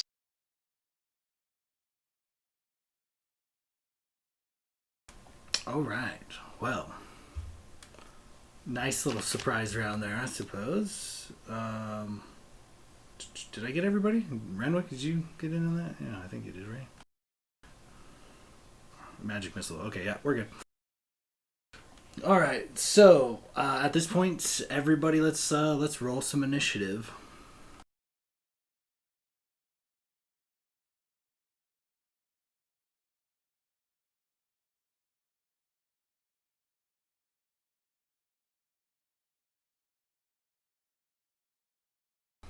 Make it good. Might be the last time you get to roll initiative, boys.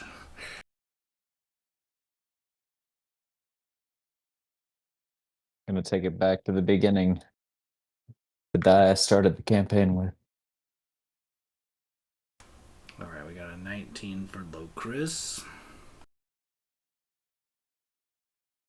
Oh, and it half betrayed me. Ooh, 28 for Blade. Nice.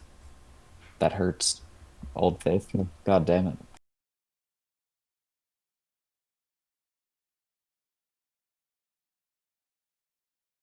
God damn it, I fucked it up. I'm nervous.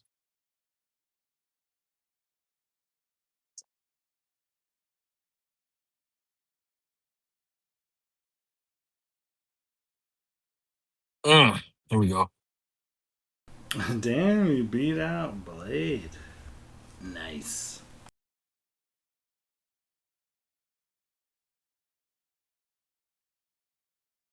And Renwick for a 13. Alright. Let's see where old Godman lands. Not bad.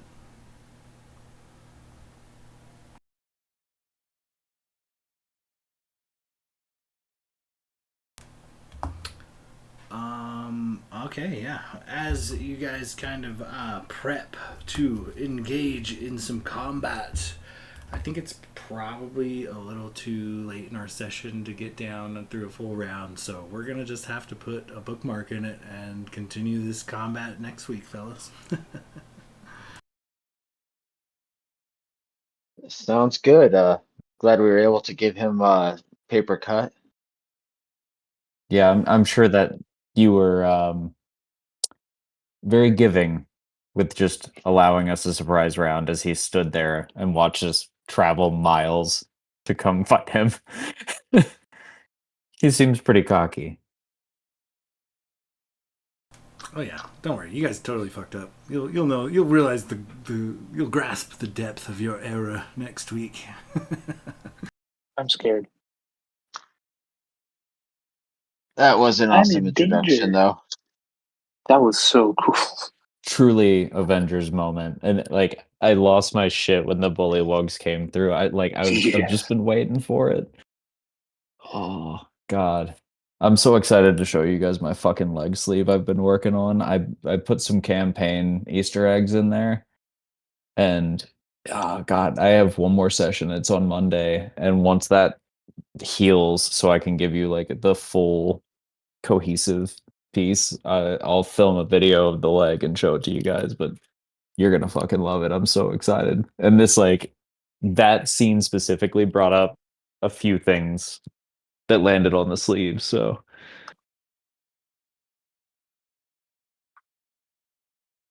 That was fucking awesome, dude.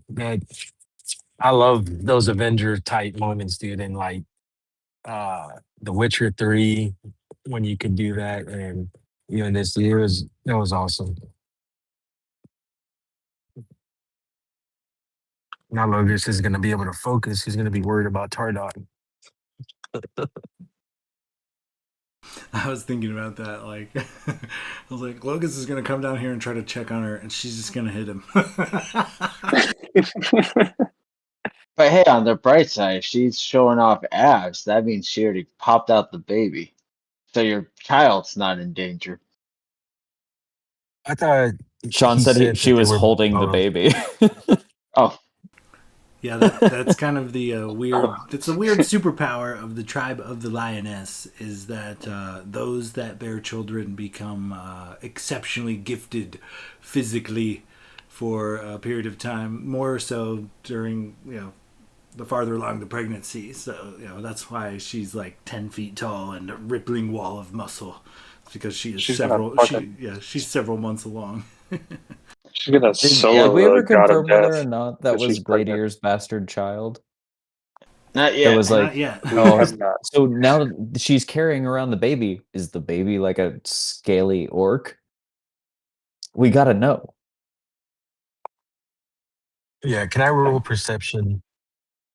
Don't even roll. Your fucking natural perception's high enough. Sean, just give it to us. I'll tell you this. Your back's I turned and I you already still just wrote it. know. I already wrote something for it, so we'll see how it works out. I guess we'll find out. We'll see if I get to meet my bastard child, or if it's not even mine, or if I just die. I'm Well, just gonna don't go ahead and worry. add it to session 105's notes right now, so we don't forget that Sean owes us a perception check at the start of this combat to see whether or not it's Gladier's baby. It's Ooh. weird, It's kind of short and it has a fucking tentacle hand, Glacier. I don't know, but she says it's yours. Came out with a goatee. Wearing an If iPad.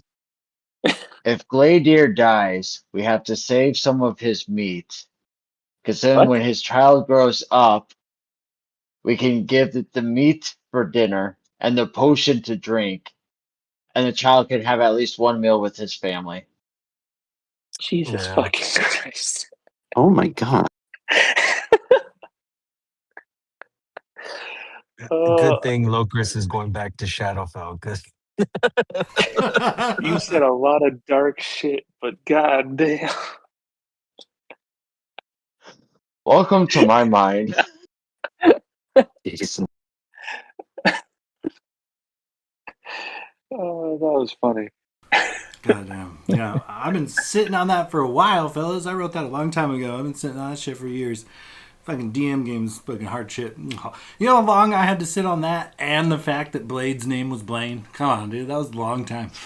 Yeah, you guys sat on that. I think what was it? Over 2.5 years. I think I backmapped it. I just can't remember off the top of my head. Hey, you decided to put him last. That's not our fault.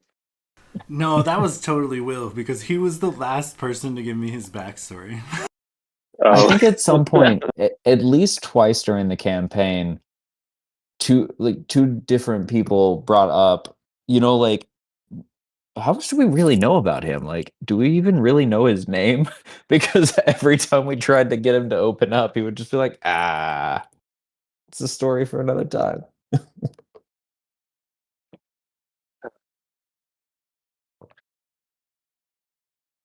All right, Oh, good fellas. Well, shit. yeah, thanks again, man. I Okay. appreciate you guys letting me ride at you. I really enjoy doing shit like that.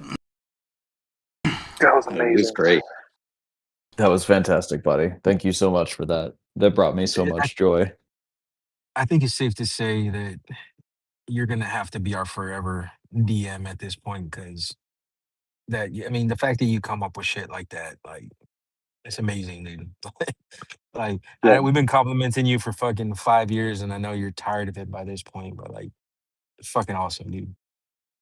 yeah, that one, and I specifically remember right after we finished. It was Renwick's arc when we went into that cove, and then we found the ship, and like just the way you described that scene of like us like coming into this like underground cove, and then like the ship is just sitting there. Like I was like, oh god, it's like a movie in my mind. And that was one of my favorite times. You know, that was real close to the invention of the Sturge fleshlight. Or was it on the mountainside? I forget. You know, it's been a while. I think the it Sturge was on on the the same part of mountainside. the trip. So Will and I were actually talking about this earlier, but we were reminiscing about how Logus used to talk an awful lot of shit to everybody about like how we handled our horses because none of us were good at animal handling. And then after talking a bunch of shit, he He literally killed his just horse. had his fall off a cliff. It was just this like sobering moment Did you for this poor realize? young elf. Did you realize that I did not do that after that? It's a cold dose of medicine I took that night. Yeah, because you really played it up, man. That was like your thing for at least, I don't know, a good dozen episodes. You were just rocking the animal shit, but you started getting real cocky with it, and then all of a sudden your horse just goes off the side of a cliff. To be fair, Logus would have spent his life around animals. That should have been his shit. Let the dice tell the story. We'll just blame it on the horse. That horse was just extra dumb. And the fact that it was my horse is the worst of all. Could have killed any one of y'all's horses. Oh man, that wasn't Pony Danza, was it? I think it was. Or was Pony Yeah, Danza the one you it got had to have. afterwards? Dude, I don't know. I don't even know where my hawk is at. We also talked about that. We were joking about how you're the worst fucking pet owner for a druid because you have like you never know where Tony's at. I have the attention span of a Just like on a goddamn different squirrel. fucking continent, and you're just like, oh shit. Uh, To be Well, I'd like to fair, say, what's the last thing I asked he her to do? he's Tony was just just Lord sitting in Bailey some with Trinket. yeah, That's fair. just sitting in some random tavern like fucking room, like hotel room that we rented for the night. He's just still just sitting there on the bedpost, just looking around, waiting for you. she knows how to hunt. She's a wild bird when I found her. Not if the window's It's like closed. the dog episode of Futurama, but with a hawk. And she's just waiting outside the door.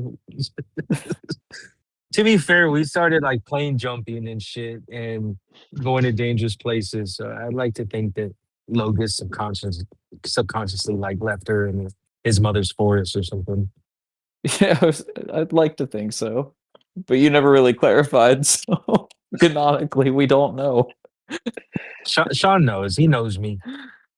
He wouldn't know. He Yeah, rode Tony's off chilling track with the like devil that. right now.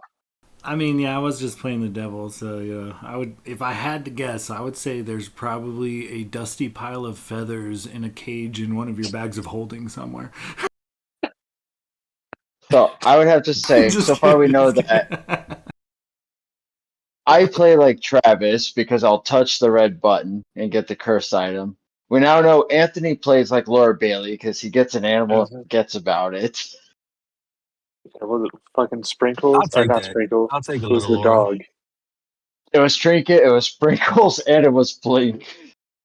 Yeah, I the was Blink dog. She just left with her mom for like a month. She's like, "Oh I yeah, you forgot take care of about him. We're that. gonna go." She had the weasel in her coat when they went underwater and shit. I remember. That weasel drowned like 6 times.